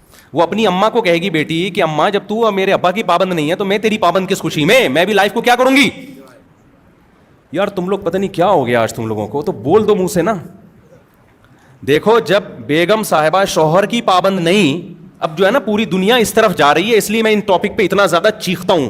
لوگ کہتے ہیں اتنا کیوں چیخ رہے ہو اس ٹاپک پر؟ پوری دنیا جا ادھر کو رہی ہے. نماز چلتی رہے گی, زکاتیں بھی نکلتی رہیں گی, رمضان کے روزے بھی چلیں گے, لیکن ہمارا فیملی سسٹم کیا ہو جائے گا؟ برباد, تباہی. عرب بھی اسی طرف جا رہے ہیں, اب عجم بھی اسی طرف جا رہے ہیں. اس کو روکنا ہے, ہم نے بند باندھنا ہے اس کے آگے. اس کے میں سائڈ افیکٹ بتا رہا ہوں آپ کو. تو پھر کیا ہوگا؟ اماں نے جب ابا کو چھوڑا, بچوں کے ابا کو, تو پھر بیٹیاں کیا کہیں گی؟ اماں جب آپ ہمارے ابا کی نہیں ہو تو ہم بھی کس کے نہیں ہیں؟ آپ کے نہیں ہو. تو پھر بڑا چھوٹا تھوڑی ہوتا ہے کوئی, پھر تو انڈیپینڈنٹ ہے نا. تو میں جا رہی ہوں, اپنی گرل فرینڈ میرا آیا ہوا ہے گاڑی لے کے, اماں ٹاٹا. ماں کہے گی بیٹا مجھ سے پوچھ تو صحیح. وہ کہے گی اماں آپ نے ابا سے پوچھا تھا؟ نہیں یاری بات سمجھ میں, بولو نا. اگر یہ وفا کر لیتی نا اپنے میاں کے ساتھ, آج اس کے دفاع میں کون کھڑا ہوتا؟ باپ کھڑا ہوتا. مرد ویسے بھی پاورفل ہے, وہ کھڑا ہوتا, وہ نہیں جانے دیتا. خیر بہرحال وہ جائے گی, پھر آگے اس کا بھی یہی حشر ہوگا. تو بڑھاپے میں پھر کوئی کسی کا نہیں ہوگا, کیونکہ جب آپ جوانی میں وفا کرتے ہیں تو بڑھاپے میں وفا ملتی ہے. جوانی میں بے وفائی تو بڑھاپے میں بھی کیا؟ بے وفائی. پھر بڑھاپے میں جب 40-45 سال بڑھاپا, یہ نہیں کہ 80 سال والا بڑھاپا, تھوڑے دن ہوتے ہیں جوانی کے ڈھلکنے کے. اس کے بعد نہ وہ طاقت رہتی ہے جاب کرنے کی. پھر کمپنیاں بھی کہتی ہیں اب یہ کھانستا زیادہ ہے, کام کم کرتا ہے. ٹھیک ہے نا, یہ کھانسی اس کو زیادہ آ رہی ہے, کام کیا ہو رہا ہے؟ کم ہو رہا ہے. تو وہ بینیفٹس بھی آہستہ آہستہ کم. اس کے بعد آپ کے پاس پیسہ بہرحال, وہ بھی چند لوگوں کے پاس, سب کے پاس تو پیسہ بھی نہیں ہوتا, باقی تو روڈوں پہ رول رہے ہوتے ہیں, لیکن چند کروڑ پتی ہوتے ہیں. پھر وہ کہتے ہیں اتنا پیسہ آ گیا, بچے تو ہیں ہی نہیں, داماد بھی نہیں ہے, پوتے بھی نہیں ہیں, نواسے بھی نہیں ہیں, یہ تراویاں چل رہی ہیں ہماری, کچھ بھی نہیں ہے, اب ہم کریں گے کیا کریں گے. تو پھر مزے کس کے ہوتے ہیں آخر عمر میں؟ کتوں کے. پھر وہ خاندانی سا کتا خریدتے ہیں. وہ کہتے ہیں بچوں نے تو وفا نہیں کی, بیوی میری بھی وفا نہیں کی, عورت کہتی ہے شوہر نے وفا نہیں کی. وفادار ایک ہی مخلوق ہے جس کو وفا سکھانی نہیں پڑتی, اور اٹ از کالڈ کتا. وہ قدرت نے اس میں وفا کے سافٹ ویئر انسٹال کر دیے, کیونکہ انہوں نے تو وفا کی نہیں. کتے کو دیکھتے ہیں کہ یار بچے کو کھانا کھلایا تھا ہم نے بچپن میں, اسکول کی فیسیں بھری تھی, اس کی گرل فرینڈ ملی, ٹاٹا کر کے چلا گیا. بیٹی کو ہم نے کھلا پلا کے جوان کیا, خوب پڑھایا لکھایا, محبتیں دی, بچپن میں پارکوں میں لے کے گئے, جھولوں میں گھمایا, پیمپر کا خرچہ, اس تعلیم کا خرچہ, بچی کی شادی کی ٹینشن, برین ہیمریج سے ابا مر گئے یا مرتے مرتے بچ گئے, یہ بڑی ٹینشنیں اٹھائیں. لیکن جناب آج تو وہی یہ ٹاٹا کر کے نکل جاتی ہے, صحیح ہے نا. تو انہوں نے دیکھا ہم نے کتے پہ, ان انسانوں پہ اتنا خرچ کیا, رپلائی اس کا جو رسپانس تھا کچھ بھی نہیں تھا, اس کا آؤٹ پٹ کچھ بھی نہیں تھا. کتے کو ایک نوالا تو وہ لیٹ جائے گا آ کے, وہ کلبازیاں کھانا شروع کر دے گا, ایسا چاٹنا شروع کرے گا, آپ کہو گے یار کتا کیا ہے, بہترین مخلوق ہے, پتہ نہیں یہ مولوی لوگ کتوں کے اتنا خلاف کیوں ہیں. لہذا مزے کس کے ہوں گے آخر عمر میں؟ کتوں کے مزے ہوں گے. ان کو کھلایا جائے گا. ایک بڈھے نے بھی کتا پالا ہوا ہوگا, ایک بڑھیا نے بھی کیا پالا ہوا ہوگا؟ کتا. پھر وہ کتا بیٹھ کے باتیں بھی کرے گا ان سے, دم بھی ہلائے گا, پھر وہ اس کو لے کے گلیوں میں گھومیں گے بھی. آپ کو پتہ ہے کتے کو لے کے گھومنا آسان نہیں ہے. میں نے بہت لوگ دیکھے جو کتوں کو لے کے گھوم رہے ہوتے ہیں, وہ کہہ تو رہے ہوتے ہیں کتے کو ہم لے کے گھوم رہے ہیں, لیکن اصل میں کتا ان کو لے کے گھوم رہا ہوتا ہے. کیونکہ جب آپ گائے بکری ہے نا, یہ پل جاتے ہیں, یہ آرام جہاں جہاں بولو گے جائیں گے. کتے میں یہ ہوتا ہے کہ جب آپ اس کی رسی پکڑتے ہو نا, وہ کبھی ادھر جا رہا ہے کبھی ادھر, ایسے کھینچ رہے ہوتے ہیں, ٹینشن. بہت سے لوگ میں نے دیکھے ہیں یورپ میں بھی اور ایسے ماڈرن لوگوں میں نا, کہ کتوں کو واکنگ پہ لے کے نکلتے ہیں. میں کہتا ہوں یار یہ تو کتا تمہیں لے کے نکلا ہوا ہے, وہ کتا قابو میں نہیں آتا ہے. آپ تمیز سے واکنگ نہیں کر سکتے ہو, حقیقت بتا رہا ہوں, جا کے دیکھ لو. کبھی ادھر جا رہا ہے کبھی ادھر جا رہا ہے, کبھی ادھر پکڑ کے کھینچ رہے ہیں, کبھی ادھر سے پکڑ کے کھینچ رہے ہیں. تو ٹینشن تو ساری تمہاری, یہ کیسی واکنگ ہو رہی ہے یار؟ تو یہ نیچر سے بغاوت کے نتائج دیکھ رہے ہو؟ نہیں دیکھ رہے نا, کر لو جو کرنا ہے کر لو, آپ اپنی منمانی زندگی گزارو. خدا کی قسم اسلام پہ آ جاؤ. مجھے اتنا, یہ جب قرآن رمضان میں تو قرآن زیادہ سننے کا پڑھنے کا موقع ملتا ہے, اتنا خوشی ہوتی ہے خدا کی قسم اتنی, یا اللہ تو نے ہمیں کیسی کتاب دے دی, کتنی پیاری کتاب دے دی. ایسے 2 اور 2 4 کی طرح اس نے ہمارے لیے زندگی متعین کر دی. ایسے چلنا ہے, ایسے نہیں چلنا جیسے لوگ کہہ رہے ہیں. کتنا فائدہ, ذہنی سکون بھی. دیکھو گناہ ایک ایسی چیز ہے, برائی ایک ایسی چیز ہے. میں پہلے وہ ٹاپک کمپلیٹ کر لوں. تو صحیح راستہ اور غلط راستہ, تو عورت کے لیے کیا ہے؟ شوہر کی نافرمانی والا راستہ ہے یا فرما برداری والا؟ فرما برداری والا. اسی طرح مرد کے لیے بھی ہے بھائی. ایک ہے بیوی بچوں کے ساتھ بدتمیزی سے بات کرنا اور ان پہ ہاتھ کھلا نہ رکھنا, کنجوس مکھی چوس بن کے رہنا. باہر نہاریاں برگر پھوڑ رہا ہے, پیزے کھا رہا ہے, گھر والوں کو کھچڑی کھلا رہا ہے. حدیث میں آتا ہے جو خود کھاؤ ان کو بھی کھلاؤ, جو خود پہنو ان کو بھی, جس اسٹینڈرڈ کا خود پہنو ان کو بھی پہناؤ. سمجھتے ہو؟ اور جب گھر میں داخل ہو, آپ کے جتنے اخلاق ہیں باہر, آپ جتنا اچھا دوستوں سے ہنس ہنس کے تمیز سے بات کرتے ہو, تو سب سے پہلے وہ ہنسی مذاق اور وہ کس سے ہونا چاہیے؟ آپ کے بیوی بچوں سے ہونا چاہیے. بہت سے لوگ جب گھر میں آتے ہیں تو گھر والے ڈر جاتے ہیں, آئے کیوں, باہر رہتے تو زیادہ, بولو نا, آتے ہی ٹینشن پارسل کرنا شروع کر دیتے ہیں. جو باس کی ٹینشن ہے وہ گھر میں لا کے گھر والوں کو پارسل کرتے ہیں. تو یہ عمل اچھا ہے؟ یا وہ سیدھا راستہ یہ ہے کہ جب گھر میں آؤ مسکراتے چہرے کے ساتھ آؤ, بیوی بچوں کو ٹائم دو, ان کی کڑوی کسیلی کبھی کبھار اگنور کر دیا کرو, ٹھیک ہے نا, اچھے رخ پہ لے کے جاؤ ان کو ٹائم دو, کبھی تفریح میں لے جایا کرو ان کو. تو یہ والا راستہ اچھا ہے, تو یہ سیدھا راستہ ہے. اور وہ والا راستہ جو پہلا والا راستہ تھا, جب گھر میں آئے تو ایسے جیسے چنگیز خان نے بغداد پہ حملہ کر دیا ہے. کچھ لوگ کہتے ہیں کہ ہمارے ابا جب گھر میں آتے ہیں نا سب تھر تھر کانپنا شروع کر دیتے ہیں. ابا پتہ نہیں اب کیا بولیں. ایک صاحب مجھ سے ملے, انہوں نے مجھے بولا کہ میرا قصہ نہیں سنانا بیان میں, لوگ ڈر رہے ہوتے ہیں. میں نے کہا بھائی اگر میں سناؤں گا بھی تو کیا پتہ چلے گا تمہارا قصہ ہے, یار اتنا بھی نہیں ڈرو نا. آٹو پہ آ گئے ہیں اب لوگ نا, جیسے میں سیلفیوں میں آٹو پہ آ گیا ہوں. کئی دفعہ لوگ سیلفیاں لے رہے ہوتے ہیں نا, میں دے رہا ہوتا ہوں. بعض دفعہ ویسے ہی آ رہا ہوتا ہے, میں پھر بھی سیلفی اس کو دے رہا ہوتا ہوں, کیونکہ میں اس پہ ایک سیٹ ہو گیا ہوں اب نا. جو بھی آ رہا ہے منہ آگے کر کے نا, مجھے پتا ہوتا ہے سیلفی لے گا. تو بعض دفعہ نہیں بھی لے رہا ہوتا ہے نا, میں اس کو سیلفی دے رہا ہوتا ہوں کہ بھائی تو سیلفی لے لے. تو وہ آٹومیٹک پہ ہو گیا ہوں میں. تو اب کیا ہے کہ انہوں نے کہا میرے ابا میری کوئی بات نہیں مانتے. ایسے ابا بھی ہیں مارکیٹ میں. کہہ رہے میرے دل کی کوئی چاہت ہوتی ہے نا, میں ابا سے بول نہیں سکتا, مجھے پتا ہے میں پٹوں گا. ابا بولیں گے تو نے بولا کیوں؟ تو یہاں کون غلط ہے بھائی؟ بولو یار. آپ نے تو گھر کا نظام وہ بنا دیا ہے بالکل ایک میدان جنگ. جیسے آفیسر حکم دیتا ہے کہ فوجیوں کو کہ اب یہ کرنا ہے, یہ کرنا ہے. فوجی کو یہ اجازت تھوڑی ہے, سر کائنڈلی میرا دل چاہ رہا ہے کہ یہ والا بم میں وہاں کے بجائے وہاں جا کے پھاڑ دوں. ٹھیک ہے, اس کو اجازت ہوتی ہے فوجیوں, ماتحت فوجیوں کو اجازت ہوتی ہے. بھائی میدان جنگ میں فوجی انتظار کرتا ہے اپنے آفیسر کے آرڈر کا, جو آرڈر ہوگا اس پہ عمل کرنا ہے. یہی ہوتا ہے نا, گھریلو ماحول تھوڑی ہوتا ہے میدان جنگ میں, اور ہونا بھی نہیں چاہیے. وہاں یہ نہیں ہوتا کہ سر آپ, میرا مشورہ یہ ہے کہ یہ جو شب برات کے لیے ہم نے پٹاخے رکھے ہوئے تھے وہ والے پٹاخے ہم کیا کریں گے, پہلے وہ والے پٹاخے چلاتے ہیں پھر سچی مچی کے چلائیں گے, پہلے ڈرانے کے لیے نا دشمن کو. وہاں مشورے نہیں چل رہے ہوتے, مشورے تو پیچھے ہوتے ہیں, اور وہ بھی آفیسرز میں ہوتے ہیں.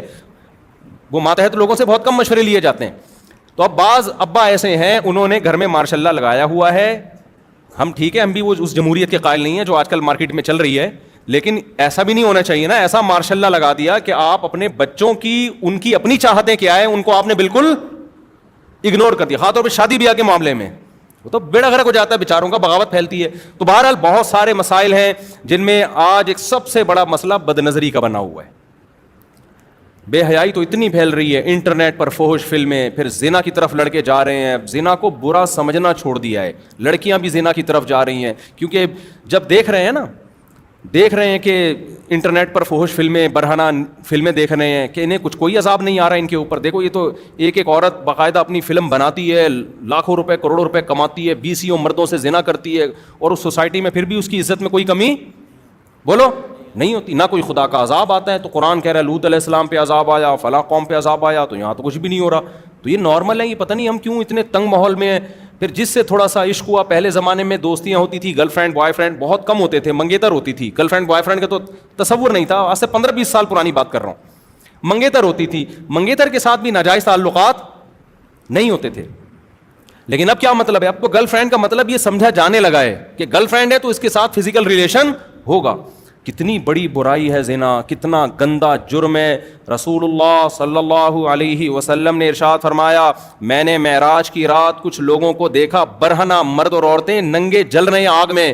پوچھا جبریل سے یہ کون لوگ ہیں؟ جبریل نے بتایا یہ آپ کی امت کے زنا کرنے والے مرد اور زنا کرنے والی عورتیں. اتنا گندا, اتنا پلید گناہ, اور یہ کسی بھی قوم میں حلال نہیں رہا ہے. یہ تو اب جا کے دنیا نے اس کو ماڈرن ہو کے حلال کر دیا ہے. نہ ہندو اس کے قائل تھے, نہ سکھ اس کے قائل تھے, نہ عیسائی اس کے قائل تھے, نہ چائنا والے, نہ جاپان والے, کوئی بھی قائل نہیں تھا اس کا. یہ ایسا گندا عمل ہے کہ اس کے لیے مذہب کی ضرورت نہیں ہے. انسانی نیچر اس عمل کو کیا کہتی ہے. دیکھو جب سے انسان دنیا میں آیا نا, اس نے 2 طرح کے لوگ دیکھے, ایک گدھے گھوڑے دیکھے اور ایک مہذب مخلوق دیکھی. مہذب مخلوق کو جانوروں میں ہی دیکھا, پیئرنگ کر کے رہتے ہیں, جوڑے بنا کے رہتے ہیں. اور گدھے گھوڑوں کو دیکھا کہ ان کے آپس کا صرف ایک فزیکل ریلیشن ہوتا ہے, اس کے علاوہ کوئی ریلیشن نہیں ہوتا. شروع سے انسان کس سے نفرت کرتا ہے؟ زنا سے. آپ ماضی میں جائیں نا, زنا پر جو قومیں سزا دیا کرتی تھیں وہ سزا بہت سخت ہوتی تھی. اسلام میں تو ہلکی سزا ہے, 100 کوڑے مارو, اور اگر رجم کی سزا ہے تو اس میں بھی گواہیوں کی شرط اتنی لگاتی کہ 4 گواہ اور پھر وہ ایسے گواہ, بہت مشکل سے وہ سزا نافذ کی جاتی ہے. لیکن آپ اگر دوسری قوموں میں جائیں گے نا, ان میں کسی نے زنا کر لیا ماضی میں, اس کی ایسی عبرتناک سزا ہوتی تھی کہ آج تصور نہیں کیا جا سکتا, حالانکہ وہ مسلمان بولو نہیں تھے. یہ اتنا گندا عمل ہے کہ یہ تو قرآن نے حرام نہ بھی کیا ہوتا تو بھی انسانیت کے لیے یہ ایک بدنما داغ ہے, دھبا ہے. انسان کا ضمیر ملامت کرتا ہے, وہ کہتا ہے میں غلط کر رہا ہوں. تو ان تمام جرائم سے بھائی رمضان میں کیا کرنا ہے؟ بولو نا, توبہ کرنی ہے. اور میرے بھائی جو لوگ بھی اسلام قبول کر چکے ہیں, کلمہ پڑھ چکے ہیں, اللہ نے حکم دیا ہے کہ مجھے مانتے ہو تو خالی پیلی کا دعویٰ میں قبول نہیں کروں گا. تمہیں پوری زندگی 5 ٹائم مسجد میں جماعت سے نماز پڑھنی ہے. نماز چھوڑ دینا اسلام میں شرک کے بعد سب سے بڑا گناہ ہے. صحابہ کے دور میں یہ پتہ پریکٹیکلی جب دیکھنا ہوتا تھا نا کہ مسلم ہے یا غیر مسلم, تو کپڑوں سے نہیں پتہ چلتا تھا. کپڑے سب کے ایک جیسے ہوتے تھے, کلچر تھا عرب کا, جو بھی جبہ پہننا یا جو بھی, کپڑوں سے نہیں پتہ چلتا, داڑھی سے بھی نہیں پتہ چلتا تھا, کیونکہ داڑیاں بول لو کیا ہو گیا سب رکھتے تھے. پتہ چلتا تھا نماز سے. نبی صلی اللہ علیہ وسلم نے جب مختلف قبیلوں کو دعوت دی نا اسلام کی, تو کچھ نے مان لیا, کچھ نے جنگ کے لیے تیار ہو گئے. تو آپ جب اسلام پھیلنا شروع ہوا تو آپ صلی اللہ علیہ وسلم جب لشکر لے کے جاتے تو کسی علاقے کے قریب رات کو پڑاؤ ڈالتے, اور آپ دیکھتے صبح فجر کی اذان کی آواز اور لوگ نماز کی طرف جاتے ہوئے نظر آ رہے ہیں کہ نہیں آ رہے. اگر نظر آ رہے ہیں اس کا مطلب یہ اسلام قبول کر چکے ہیں, نظر نہیں آ رہے تو حملہ کرتے تھے ان کے اوپر, اس کا مطلب انہوں نے اسلام قبول نہیں کیا. اور وہاں ایسا نہیں ہے کہ آپ نے حملہ کیا اور لوگوں نے کہا کہ جی ایکچولی ہم مسلمان تو ہو گئے ہیں لیکن کیا کریں, وہ آنکھ نہیں کھلتی مؤذن کی, اس لیے اذان بھی رہ گئی اور وہ پبلک جو تھی وہ سو رہی تھی تو نماز بھی رہ گئی. نہ نہ بھائی, نماز پڑھ رہے ہو تو مسلم ہو, نہیں پڑھ رہے تو ہم تمہارے دل میں جھانک کے بولو نہیں, ہمیں کیا پتا تمہارے دل کا. آج جناب اتنا پکا باتیں ایسی کر رہا ہوگا جیسے اس سے بڑا کوئی افلاطون دنیا میں ہے ہی نہیں. نماز کے وقت میں مسجد سے کیا ہوگا؟ شارٹ. خواتین کے لیے گھروں میں نماز کا حکم ہے. جو پرہیزگار عورتیں نمازی ہیں ان کی بھی سفر میں نمازیں ضائع ہو جاتی ہیں, شاپنگ کے دوران ان کی نمازیں ضائع ہو جاتی ہیں, بیماری میں ان کی نمازیں ضائع ہو جاتی ہیں. ایکچولی مجھے ایمرجنسی تھی, مجھے فوراً ہاسپٹل پہنچنا تھا, بچے کا مسئلہ تھا, ایکچولی اس لیے نماز کیا ہو گئی بولو قضا ہو گئی. میں کہاں پڑھتی بھائی؟ آپ کو یہ پوری زمین جعلت لی الارض کلھا مسجدا, نبی نے فرمایا اللہ نے پوری زمین میرے لیے سجدہ گاہ بنا دی ہے. یہ اس امت کی فضیلت ہے. پچھلی امتوں میں عبادت گاہ میں ہی نماز ہوتی تھی, مسجد کے اندر, چرچ کے اندر ہی ہوتی تھی, چرچ کے باہر نہیں. اس امت کی یہ فضیلت ہے, جہاں نماز کا ٹائم ہو قضا نہیں ہونے دینا. قضا ہو رہی ہے وہیں مصلی بچھاؤ, مصلی نہیں ہے روڈ پہ پڑھ لو. یہ تو مصلی بھی ہم نے ایسے ہی لگا دیا ساتھ میں, مٹی میں پڑھو, روڈ پہ پڑھو, سڑک پہ پڑھو. وہمی لوگ تو وہاں دیکھتے رہیں گے کتا تو نہیں چاٹ کے گیا یہاں پہ. ایسے تو ہو سکتا ہے کتا آپ کی جائے نماز کو چپکے سے چاٹ کے چلا گیا ہو. جب تک یقین نہ ہو کسی جگہ کے ناپاک ہونے کا, شریعت کہتی ہے اس وقت تک اس کو پاک ہی سمجھا جائے گا, جب تک اپنی آنکھوں سے نہ دیکھو. حضرت عمر کے دور میں سفر میں لوگ تھے, ایک تالاب آیا, اس سے وضو کرنے لگے, تو وہاں جا کے کسی نے تحقیق شروع کی, بھائی اس تالاب میں کسی کتے نے منہ تو نہیں ڈالا. حضرت عمر کو غصہ آیا, فرمایا اب ہمو ما ابہم اللہ, ہم نے تو نہیں دیکھا نا کسی کتے کو منہ ڈالتے ہوئے, تو جس چیز کو اللہ نے چھپا دیا اس کو کیا کرو, چھپا دو اس کو, جب تک ہم نے نہیں دیکھا ہم پاک سمجھیں گے. اب پتہ چلا آپ نے تحقیق شروع کر دی, کتے نے منہ ڈالا ہے, کسی نے آگے ہاں جی کتے نے منہ ڈالا ہے, اب آپ کو لو بھی کتے نے منہ ڈال دیا, اب دوسرا تالاب تلاش کرو بیٹھ کے. کبھی بھی سفر میں اپنے ساتھ کسی وہمی کو مت رکھو, ٹینشن دیتا ہے وہ. اب کتے نے منہ ڈالا, دوسرا تالاب تلاش کرو نا. تیمم ایسے تھوڑی جائز ہے, تیمم تو جب جائز ہے جب پانی کی پوری کوشش کر لی آپ نے, کہیں بھی نہیں مل رہا, پھر تیمم جائز ہوتا ہے. اب بیٹھو. حضرت عمر نے کہا بھائی ہمیں کیا پتا, بس اللہ نے چھپا دی ایک چیز کو, کیا رکھو, چھپا کے رکھو, وضو کرو اور نکلو آگے سے. میں ہوتا وہاں پہ تو میں کہتا کہ بھائی نہیں, میں یہ وہاں یہ نہیں کہتا, یہاں ہوتا تو کہتا پتلی گلی سے نکلو, ٹھیک ہے نا. تو اس لیے عورت ہو مرد ہو, جہاں نماز کا ٹائم ہو وہاں نماز پڑھنی پڑے گی. ایک بات سوچ لیا کریں, اگر کسی عذر کی وجہ سے نماز قضا کرنے کی اجازت ہوتی تو میدان جنگ میں جب دشمن کی طرف سے تیر تلوار چل رہے ہوتے اس وقت اللہ اجازت دے دیتا.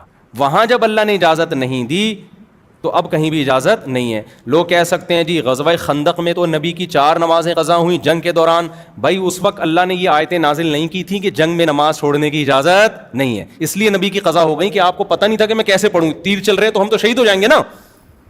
بھائی آپ صلی اللہ علیہ وسلم یہ جانتے تھے کہ نماز ہوتی ہے قبلے کی طرف رخ کر کے, فرض نماز قبلے کی طرف رخ کرنا ہے, با جماعت ہے, صفیں بنیں گی, امام قرات کرے گا, مقتدی سنیں گے اور 4 رکعتیں پڑھیں گے, اس طرح سے نماز ہوگی. اب اس طرح سے پڑھ نہیں پا رہے کیونکہ جان کا خطرہ ہے, تیر آ رہے ہیں, تو آپ نے نماز چھوڑ دی. بھائی جان بچانا پہلے کیا ہے, فرض ہے. لیکن بعد میں قرآن کی آیتیں نازل ہوئیں کہ بھائی نماز چھوڑنے کی اجازت نہیں ہے, جان بھی بچانا ہے اور نماز بھی پڑھنی ہے. یا اللہ کیسے پڑھیں نماز, ہم کیسے پڑھیں؟ تو اللہ نے فرمایا کہ فَإِنْ خِفْتُمْ فَرِجَالًا أَوْ رُكْبَانًا, پراپر طریقے سے پڑھو جیسے جماعت سے پڑھتے ہو. خطرہ ہے کہ بھئی ایک ہی بم آ کے گرے گا, سارے نمازی شہید ہو جائیں گے, یا آگے دشمن پہ کون ہوگا, تو صلاۃ الخوف کا حکم دے دیا کہ بھئی امام 1 رکعت پڑھائے اور 1 رکعت جو ہے نا لوگ آگے دشمن کے سامنے کھڑے رہیں. امام جب سلام پھیرے تو یہ آگے دشمن کے سامنے کھڑے ہو جائیں اور وہ لوگ آ کے 1 رکعت یہاں امام کے پیچھے پڑھ لیں. تو ان کی چلنے پھرنے سے نماز نہیں ٹوٹے گی, نماز کے اندر ہی ٹریولنگ ہو رہی ہے نا, لیکن نماز نہیں ٹوٹے گی. تو اس طرح سے نماز ہو جائے گی. اللہ نے کہا میدان جنگ میں اس طرح سے اجازت ہے. اے اللہ بعض دفعہ اتنا بھی نہیں ہو سکتا, ہم اتنے تھوڑے ہیں کہ آدھے لوگ دشمن کے سامنے ٹھہرے اور آدھے پیچھے جماعت سے نماز پڑھیں گے تو ہم کمزور پڑ جائیں گے. تو اللہ نے کہا فریجالن او رکبانا, کوئی بات نہیں, گھوڑے پہ سوار ہو کے پڑھ لو. پھر کس طرح پڑھو, گھوڑے پہ. یہ بھی نہیں ہو سکتا, پیدل پڑھ لو, اشاروں سے پڑھ لو. اے اللہ اتنی ٹینشن کیوں, تو دے کیوں رہا ہے, یہ کیوں نہیں کہہ رہا کہ چھوڑ دو. کیا ہو گیا بھائی بتاؤ, یہ شاپنگ سینٹر میں اتنی ٹینشن ہوتی ہے جتنی میدان جنگ میں ہو رہی ہے کہ اللہ کہہ رہے جان تو پہلے ہی بچانی ہے. ایسا نہ ہو کہ جان دے دیں اور نماز نہ چھوڑیں, وہ تو غلط ہو جائے گا, پہلے جان بچانی ہے نا.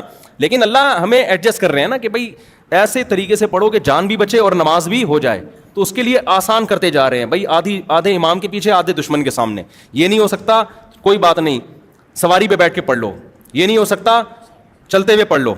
چلتے ہوئے کیسے پڑھی جائے گی ایک الگ مسئلہ ہے, لیکن پڑھ لو. یہ نہیں ہو سکتا, یہ تو ہو سکتا ہے, ٹھیک ہے نا, چند منٹ کے لیے. بالفرض اگر یہ بھی نہیں ہو سکتا پھر معاف ہے. اصل مسئلہ یہی ہے کہ جان کو بچانا کیا ہے پہلے ضروری, اپنا بھی اور اپنی قوم کی جان کو بھی بچانا. بعض دفعہ یہ ہے کہ آپ نے میدان جنگ میں نماز پڑھی, آپ تو بچ گئے, لیکن اتنا بڑا بم پیچھے مار دیا نا دشمن نے کہ پیچھے پوری قوم ہی تباہ ہو گئی. تو اے اللہ اتنی ٹینشن تو کیوں دے رہا ہے ہمیں, ہم رات کو اکٹھی ساری نمازیں پڑھ لیں گے نا, یہ میدان جنگ ہمیشہ تھوڑی لگا رہے گا. ابھی ہم ظہر قضا کر دیتے ہیں, عصر کے ٹائم پہ پڑھ لیں گے, عصر قضا کر لیتے ہیں مغرب کے ٹائم پہ, مغرب قضا کر لیتے ہیں عشاء کے ٹائم پہ. اللہ کہتے ہیں نا نا نا نا نا, مجھے پتا تھا کہ رات کو 5 نمازیں تم قضا پڑھ سکتے ہو, ابھی تمہارے پاس ٹائم نہیں ہے, لیکن میں اتنی ٹینشن تمہیں اس لیے دے رہا ہوں. ان الصلاۃ کانت علی المؤمنین کتابا موقوتا, نماز مومنین پر مقررہ اوقات میں فرض ہے, اخپل طریقے سے فرض نہیں ہے کہ جس کا جب موڈ ہوا اٹھ کے نماز پڑھ لی اس نے. لوگ کہہ رہے ہوتے ہیں یار ابھی ٹینشن ہے, ابھی کہاں پڑھیں, ایکچولی یہ وہ ہم ایسا ہے کہ قضا پڑھ لیں گے بعد میں. میں جب کرکٹ کھیلتا تھا نا بچپن میں, تو اب میں وکٹ کیپر تھا, بعض دفعہ وکٹ کیپر بنتا اور بعض دفعہ جو ہے وہ کہیں اور فیلڈنگ پہ کھڑا. جب وکٹ کیپر ہوتا اس وقت ٹینشن ہوتی ہے, اب نماز کا ٹائم ہو جاتا, میں کہتا ٹاٹا میں کہاں جا رہا ہوں. اب ہمارے کیپٹن اور وہ ہماری ساری ٹیم متاثر ہوتی ہے, بھائی تم نماز کے لیے جا رہے ہو تو یہ وکٹ کیپر ہی شاٹ ہو جائے تو میں کہا بھائی کسی دوسرے کو لگا لو. تو مجھے وہ یاد ہے, وہ کیپٹن صاحب ہمارے کہتے تھے قضا پڑھ لینا نا. کیا پڑھ لینا؟ قضا پڑھ لینا. تو ہم نے چونکہ تبلیغ میں تھوڑا اٹھنا بیٹھنا تھا, تبلیغ والوں سے سنا ہوا تھا کہ نماز جنگ میں بھی معاف نہیں ہے, تو کرکٹ میں کہاں سے معاف ہو گئی بھائی, کرکٹ میں کہاں سے معاف. تو مجھے وہ یاد ہے, بڑی آزمائش ہوتی تھی, شاید 1-2 نیکی اللہ نے کروا لی جو آج ممبر پہ بیٹھا ہوں, ورنہ ہمارے اعمال تو ہمیں پتہ ہے نا, وہ اللہ ستاری کا معاملہ کرتا ہے. 2-4 اچھے کام بعض دفعہ زندگی میں ایسے ہو جاتے ہیں کہ اس کی برکت سے شاید اللہ تعالیٰ کچھ کام لے لیتا ہے. تو مجھے بڑا وہ مسئلہ ہوتا تھا, پوری ٹیم ایک طرف ہو جاتی تھی کہ بھائی کیا ہوا بھائی, یہ میچ کھیلو یا نماز پڑھو یار, ایک کام کرو.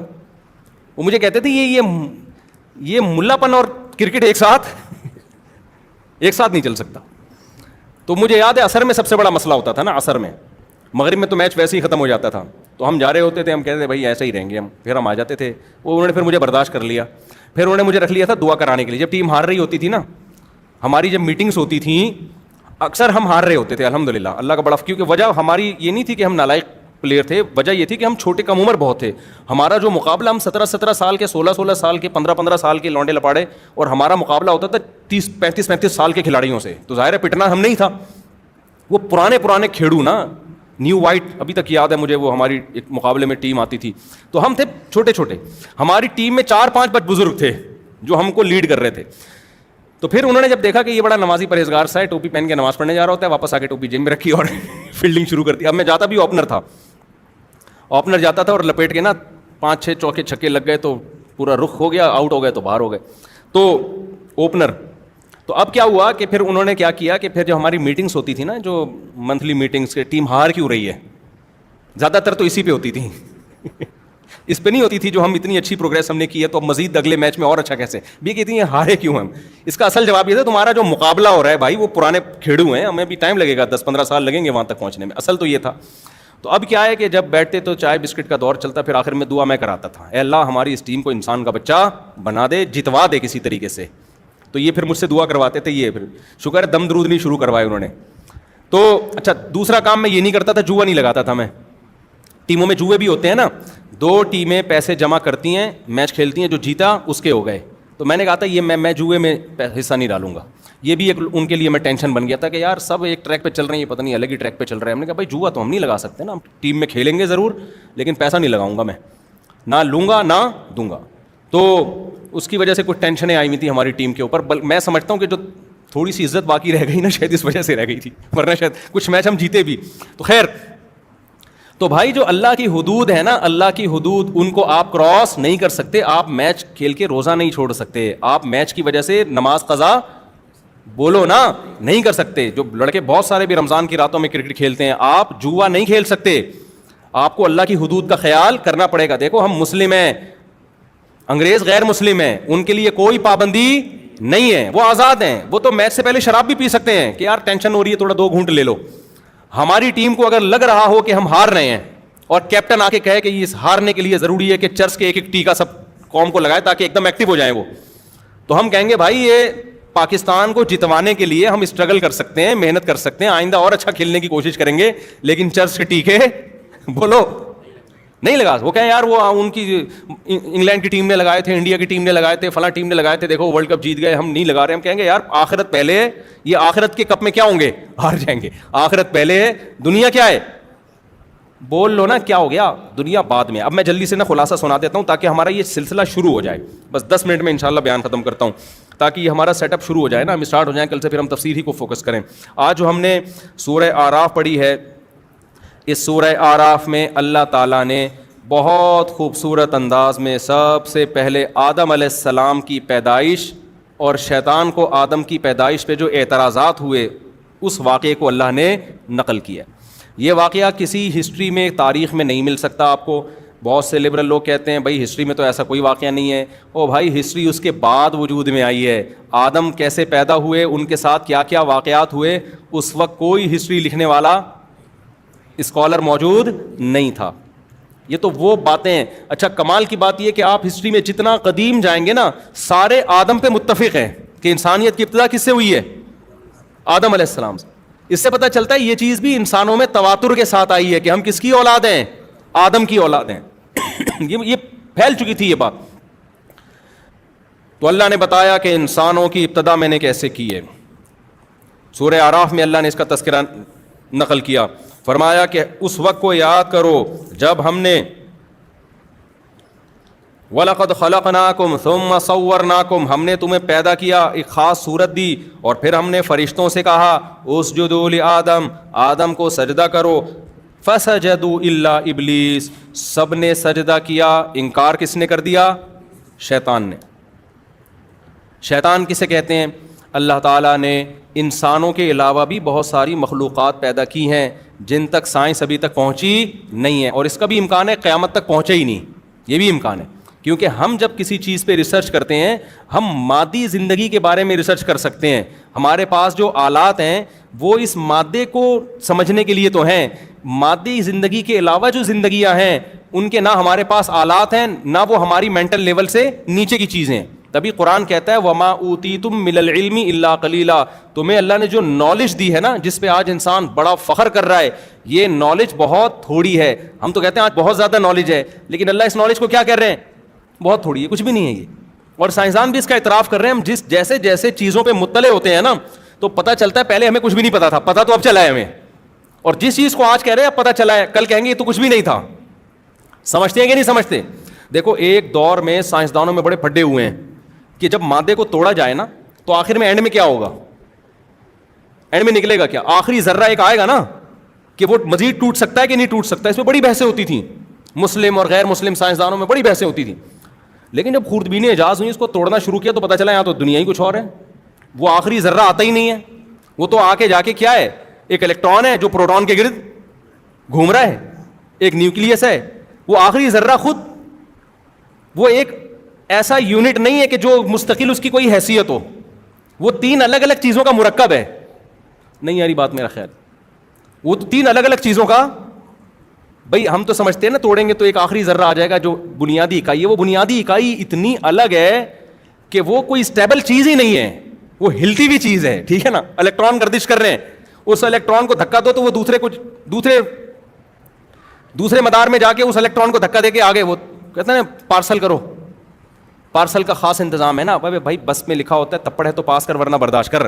الیکٹران کیا کرتا ہے, وہ آگے اس کو دھکا دیا, وہ آگے اس کو دھکا, یہ ایک الگ ہی جہان ہے. پھر اس کو توڑ رہے ہیں تو الگ چیزیں آ رہی ہیں. تو یہ یہاں تک پہنچے کہ بھائی یہ جتنا گہرائی میں گھستے چلے جاؤ گے نا, یہ پتہ چلتا چلا جائے گا کہ ہمیں اب تک کچھ بھی پتا نہیں تھا, پتا تو اب چلا ہے. اور آئنسٹائن نے آ کے یہ کہہ دیا ہم کسی چیز کے بارے میں پتہ چلا ہی نہیں سکتے. اس نے نظریہ اضافت جو پیش کیا نا, وہ کیا پیش کیا, پتہ چلا ہی نہیں سکتے. کیوں؟ یہ بہت پوائنٹ کی بات ہے, اس کو سمجھیں. اس نے کہا ہم جب بھی کسی چیز کو سمجھنے جاتے ہیں نا اس کائنات میں, تو وہ دوسرے کی سمجھ پہ موقوف ہوتی ہے. نہیں یہ بات, یعنی وسیم بھائی کے بارے میں آپ نے پوچھنا تو ستار بھائی بتائیں گے. ستار کہاں ہے جی, وہ وسیم بتائے گا. وسیم کہاں ہے, وہ ستار بتائے گا. جیسے مجھ سے لوگ کہہ رہے ہوتے ہیں نا کہ میں کہتا ہوں یہ وسیم سے ملنا ہے, کہاں ہے, وہ کہہ رہے ہیں وہ جمیل کے پاس ہے. میں جمیل کس کے پاس ہے, ہمیں جمیل کا پتہ نہیں اور آپ بتا کس کا رہے ہو. ایک جمیل کو تو ہم ویسے بھی نہیں جانتے, تو جمیل کس کے پاس ہے, جمیل اس کے پاس ہے, وہ کس کے پاس ہے, وہ اس کے پاس. یہ کائنات آپس میں ایسی مربوط ہے کہ اس کو سمجھنے کے لیے اس کو سمجھنا پڑے گا, اس کو سمجھنے کے لیے کسی اور چیز کو سمجھنا پڑے گا, اس کو سمجھنے کے لیے کسی چوتھی چیز کو سمجھنا پڑے گا, اس کو. تو یہ نظریہ اضافت ہے کہ ہم نے ایک چیز کو فرض کیا ہے دوسرے کو فرض. جیسے پروٹون الیکٹران ہے نا, پروٹون کسے کہتے ہیں, جس پہ پازیٹیو چارج ہو. پازیٹیو کسے کہتے ہیں, جو نیگیٹو کو اپنی طرف کھینچتا ہے. نیگیٹو کسے کہتے ہیں, جو پازیٹیو کی طرف کھینچتا ہے. تو نیگیٹو کو سمجھنا پازیٹیو پر, پازیٹیو کو سمجھنا میں جا رہا ہوں بھائی، مولوی کہہ رہے ہیں بہت ہو گیا. آپ کر رہے یار، آپ درس قرآن کے لیے بیٹھے ہو، آپ باتیں کیا الیکٹران پروٹون کی باتیں شروع کر دی ہیں. کائنات کو سمجھنے کے لیے نا اپوزٹ چیزوں کو دیکھنا پڑتا ہے. دیکھو اگر یہ روشنی نہ ہوتی اور اندھیرے ہوتے، خدا کی قسم قیامت آ جاتی، سائنسدان لائٹ اور روشنی کو ایکسپلین کرنے سے وہ انکار کر دیتے. وہ کہتے ہیں روشنی کوئی چیز ہی نہیں ہے. میں سمجھا پا رہا ہوں اپنی بات؟ اگر اس کائنات میں روشنی نہ ہوتی نا، ہم اندھیروں میں ہی ہوتے اور اندھیروں میں ہی پیدا ہوتے. پھر کوئی پیغمبر آ کے بتاتے کہ ایک جگہ ایسی ہے کسی سیارے پہ جہاں لائٹ ہے، جہاں سب یہ ہے، تو ہم کہتے ہیں یہ پتہ کیوں. ہم جو اندھیرے کو دیکھتے نا، اس کے مقابلے میں روشنی کو نہ دیکھا ہوتا تو ہمیں اندھیرا بھی سمجھ میں نہیں آتا کہ اندھیرا کسے کہتے ہیں. ہم کہتے ہیں یہ تو اصل تو یہی ہے. ہم نے چونکہ روشنی کو دیکھا اندھیرے کے مقابلے میں، تو روشنی ہمیں اندھیرے سے سمجھ میں آئی، روشنی کی ڈیفینیشن، اور اندھیرے کی ڈیفینیشن ہمیں کس سے سمجھ میں آئی ہے؟ روشنی سے. اگر دنیا میں مرد ہی ہوتے، عورت نہ ہوتی، تو ہم مرد کو مرد تھوڑی کہتے. ہم کہتے یہ کچھ بھی نہیں ہے، بس ایسے ہی ہے. مرد اور عورت کیا ہوتے ہیں؟ آدمی کیا ہوتا ہے؟ نر کیا ہوتا ہے؟ ہم کہتے ہیں بھائی یہی ہے، ایک ہی جنس ہے. لیکن جب عورت ہے مقابلے میں، تو ہم مرد کو کیا کہتے ہیں اس کے مقابلے میں؟ مرد سمجھنے میں ہمیں آسانی ہوتی ہے کہ مرد کی ڈیفینیشن کیا ہے. اسی طرح دنیا میں صرف عورتیں ہی ہوتی، مرد نہ ہوتے، تو پھر عورت اور مرد کا فرق سمجھ میں آتا؟ کوئی سائنسدان، کوئی پیغمبر آ کے بتاتے کہ قیامت میں عورتوں کو بتاتے کہ تم قیامت میں جاؤ گی، جنت میں جب جاؤ گی تو وہاں مرد بھی ہوں گے، تو سائنسدان کیا کہتے ہیں؟ بھائی مرد کوئی مخلوق ہے ہی نہیں. جو عورتوں میں سائنسدانیں ہوتی ہیں، سائنسدانیں، وہ کیا کہتی ہیں کہ مرد کوئی مخلوق ہوتی نہیں ہے. وجہ کیا ہے کہ عورت کی جو اپوزٹ جنس ہے نا، جینڈر ہے، وہ ہوتی نہیں تو سمجھ میں بھی نہیں آتی. تو عورت بھی سمجھ میں نہیں آتی کہ عورت کسے کہتے ہیں. تو یہ ساری جو کائنات ہے نا، جو آئنسٹائن کا نظریہ اضافت ہے، اس کو میں دیسی اسٹائل میں بیان کر رہا ہوں. کوئی ایسا نہ ہو سائنسدان لے کے بیٹھ جائے کہ یہ کیا کیسے الفاظ استعمال. ہمارا اپنا اسٹائل ہے بھائی. تو ایک چیز کو سمجھنے کے لیے آپ کو اس کائنات میں دوسری چیز کو سمجھنا بولو پڑے گا، اور اس کو سمجھنے کے لیے اس کو. تو اس کا مطلب حقیقت میں کوئی بھی چیز سمجھ میں نہیں آ سکتی پورے طور پہ. ہم تو ایک چیز کو دوسری سے سمجھنے ہیں، اور دوسری کو بہادری ہم اسے کہتے ہیں جو بزدل نہ ہو. بزدل کسے کہتے ہیں؟ جو بہادر نہ ہو. تو نہ بہادر سمجھ میں آیا، نہ دیکھو نہ بہادر سمجھ میں آیا ہمیں، نہ بزدل سمجھ. بہادر ہم فرض کر رہے ہیں کہ جو یہ والا نہ ہو. اچھا یہ والا کیا نہ ہو؟ جو وہ والا نہ ہو. یہ تو وہی آمنے سامنے والا ہو گیا کہ نہیں ہو گیا؟ تیرا گھر کدھر ہے؟ اس کے گھر کے سامنے. اس کا گھر کدھر ہے؟ میرے گھر کے سامنے. ابے دونوں کا کدھر ہے؟ آمنے سامنے. تو نہ یہ سمجھ میں آئے گا نہ. تو میں آپ کو بتا رہا ہوں کہ جو سائنس نے اتنی ترقی کی ہے، ہم بھی مانتے ہیں بہت زیادہ ترقی کی ہے، لیکن جتنا علم اس کائنات میں ہے، جو اللہ کے پاس ہے، جس پر یہ کائنات چل رہی ہے، اور بہت ساری مخلوقات ہیں، تو اس کے مقابلے میں اللہ نے قرآن میں کہہ دیا کہ تمہارا علم کیا ہے؟ تھوڑا نہیں ہے، بہت تھوڑا ہے. تو اس لیے سائنس کی بیس پہ جنات کا، شیطان کا، جنت جہنم کا انکار کرنا یہ انسان کے باولے ہونے کی دلیل ہے. اگر یہ دلائل کسی اور دلائل سے یہ چیزیں ثابت ہو جاتی ہیں تو ماننا پڑے گا. تو آسمانی کتاب کیا کہتی ہے؟ اللہ تعالیٰ کہتے ہیں کہ ہم نے جب آدم کو پیدا کیا تو آدم کے علاوہ تو کوئی مخلوق تھی نہیں انسانوں میں. پہلا انسان کون دنیا میں آیا؟ آدم. تو آدم پہ تو کوئی اعتراض کر نہیں سکتا تھا، کیونکہ وہ تو کوئی اور مادی مخلوق جانور تھے نا. تو جانوروں کو تو اللہ نے عقل ہی نہیں دی ہے کہ وہ اعتراض کریں. اعتراض ایک الگ مخلوق کو ہوا جو مادی مخلوق نہیں ہے. وہ کیا ہے؟ وہ جنات ہیں، جن کو اللہ نے آگ سے بنایا. آگ انرجی ہے نا، تو انرجی سے بنایا اللہ تعالیٰ نے ان کو. تو اب اس کو اعتراض ہوا تھا، اور ان کا جو سردار تھا وہ کون تھا؟ ابلیس، جس کا نام کیا تھا؟ ابلیس. شیطان لقب ہے، حرکتوں کی وجہ سے بعض دفعہ لقب ملتے ہیں نا. دیکھو علامہ اقبال کا نام تو اقبال تھا نا، لقب کیا تھا؟ حکیم الامہ. حکیم الامہ لقب ملا نا ان کو. شاعر مشرق بھی لقب اعمال کی وجہ سے ملا نا یہ لقب. تو شیطان کا جو نام ہے نا، وہ نام شیطان نہیں ہے، نام تھا اس کے جو والدین نے، پیرنٹس نے اس کا نام رکھا. جب وہ پیدا ہوا تو وہ نام کیا رکھا؟ ہو سکتا ہے وہ سب سے پہلا جن وہی ہو. یہ بھی ممکن ہے نا کہ ہمارے جد امجد سب سے پہلے ہماری ابتدا آدم سے ہوئی، تو جنات کا جو جد امجد ہو وہ کیا ہو؟ ابلیس ہو. یہ بھی ممکن ہے کہ سب سے پہلا جو جن ہے وہ کون ہو؟ ابلیس ہو، اس سے اللہ نے نسل چلائی ہو. تو آدم کو لقب ملا صفی اللہ، اللہ کے منتخب کردہ، سلیکٹڈ. ابلیس کی جو حرکتیں تھیں اس کی وجہ سے ابلیس کو لقب کیا ملا ہے؟ شیطان. یہ نکلا ہے شیطنت سے. شیطنت سرکشی کو کہتے ہیں، ضد، ہٹ دھرمی، ہلڑ بازی نہیں ہوتی، جاؤ میں نہیں مانتا. آپ نے ہر جگہ دیکھا ہوگا ضدی قسم کے لوگ ہوتے ہیں. گھر میں بچے بھی ہوتے ہیں ضدی، میاں بعض دفعہ ضدی ہے، بیگم بعض دفعہ ضدی ہے، ساس بعض دفعہ ضدی ہے. ایک آدمی نے بتایا میری ساس، وہ پھر سمجھ جائیں گے ان کی بات ہو رہی ہے، تو بڑا زبردست چٹکلا تھا، لیکن وہ سمجھ جائیں گے، ان کی ساس بھی سمجھ جائے گی کہ میرے بارے میں کہہ رہے ہیں مفتی صاحب، کیونکہ یہ ساری خصوصیات انہیں کی ساس میں پائی جاتی ہیں، وہ میں بتاؤں گا نہیں، وہ ساس سمجھ جائیں گے کہ میری بات ہو رہی ہے، ٹھیک ہے نا. تو ایسے راز فاش کرنا، اگرچہ میں نام نہیں لیتا، لیکن بعض ایسی علامتیں ہوتی ہیں نا، سمجھ جاتے ہیں کہ وہ ساس بھی سمجھ جائیں گی میری بات ہو رہی ہے اور داماد بھی سمجھ جائے گا، کیونکہ یہ وہ والی جو خصوصیات ابھی میں بتانے لگا تھا وہ انہی کی ساس میں پائی جاتی ہیں. تو شیطان تھا شیطنت، سرکشی. آدم کو اللہ نے پیدا کیا، سب کو حکم دیا سجدہ کرو، ہمیں پروٹوکول دیا جا رہا ہے، اس لیے نہیں دیا جا رہا کہ ہم شراب پئیں گے، انڈین فلمیں دیکھیں گے اور فحش فلمیں دیکھیں گے. اللہ کو اتنا پیار تھا اس مخلوق سے، ایسی مخلوق پیدا کر رہا ہوں، ایسی مخلوق پیدا کر رہا ہوں جس کے پاس خواہشات بھی ہیں اور عقل بھی ہے. جانوروں کے پاس عقل ہے، عقل نہیں ہے، خواہشات بہت ہیں. جانور غلط کرے اسے سزا نہیں ملے گی، کیونکہ غلط اور صحیح کو سوچنے کے لیے اللہ نے اسے عقل دی نہیں ہے. انسان، اچھا فرشتے وہ مخلوق ہیں جن کے پاس عقل بہت ہے مگر خواہشات نہیں ہے. فرشتے کی عقل کہہ رہی ہوتی ہے یہ صحیح ہے اور یہ غلط ہے، یہ غلط ہے یہ نہ کرو، فرشتہ کہتا ہے نہیں کرتا، کیونکہ اس کا غلط کرنے کا دل چاہتا بھی نہیں ہے. جو صحیح ہے وہ کر لو کیونکہ صحیح کرنے کا دل چاہتا ہے، بلکہ دل چاہے نہ چاہے اس کی خواہشات ہی نہیں ہے نا. انسان ایک ایسی مخلوق کہ اس کو اللہ نے دونوں چیزیں دے دی، خواہشات بھی دے دی اور عقل بھی. اب یہ جو ہے نا ایک میدان دے دیا، اب دیکھتے ہیں کھیلو جا کے. اب اس عقل اور خواہشات سے کیا کرو، کھیلو. دل کہیں اور لے کے جائے گا اور کھوپڑی بولو نا کہیں اور لے کے جائے گی. دل کہے گا سٹا لگا لو بھائی، وہ بھی تو پی رہا ہے، وہ دیکھو ٹینشن بھی نہیں ہے، چرس پی کے بیٹھا ہوا ہے، شراب پی کے کیسا مست گھوم رہا ہے اور مجھے اتنا غم. لیکن عقل کیا کہے گی؟ عقل کہے گی جس خدا کو مانتے ہو اس نے شراب کو حرام کیا. اچھا بعض چیزوں میں عقل خود گائیڈ کرتی ہے، بعض چیزوں میں عقل کو بے لگام چھوڑ دیا جائے نا تو وہ غلط لے جاتی ہے، اس میں پھر مذہب کی ضرورت ہوتی ہے. ابھی یہ میرا ٹاپک نہیں ہے، اس کو میں نہیں لے کے چلتا. مسلمان کی عقل کی بات کر رہا ہوں میں. پہلے تو عقل کہتی ہے کہ بتوں کے سامنے مت جھکو، کہتی ہے کہ نہیں کہتی؟ کل جدہ میں مجھے ایک انڈین ملے، مسلم تھے، انڈیا کے تھے. کہتے ہیں مفتی صاحب میں حیران ہوتا ہوں، اتنے پڑھے لکھے ہندو انڈیا میں، سمجھ میں نہیں آتا یہ پتھر کی مورتیوں سے مانگتے کیوں ہیں. یہ کہہ رہے ان کو کیا ہو گیا؟ چلو کوئی جاہل ہو، اول تو جاہل میں بھی اتنی سینس تو ہوتی ہے نا، کیا ہو گیا ان لوگوں کو پتھر کے بنے ہوئے بھگوانوں کے سامنے کیوں جھکتے ہیں؟ وہ بڑا حیران، کیوں سعودی عرب میں تو بڑا توحید کا ماحول ہے نا. مجھے یاد ہے، دیکھو ہم نے بھی پاکستان میں نا، میں نے کسی کو کسی بت کے سامنے جھکتے ہوئے نہیں دیکھا، کیونکہ ہم تو مندروں میں جاتے ہی نہیں. ڈراموں میں دیکھا تھا بچپن میں، فلموں میں بچپن میں، اور وہ جو ٹی وی میں یوٹیوب میں کبھی دیکھ لیا، سچی مچی میں نہیں دیکھا کبھی. میں جب برما گیا نا، پہلا سفر میرا برما کا جب ہوا تو وہاں تو بدھسٹ بہت ہیں.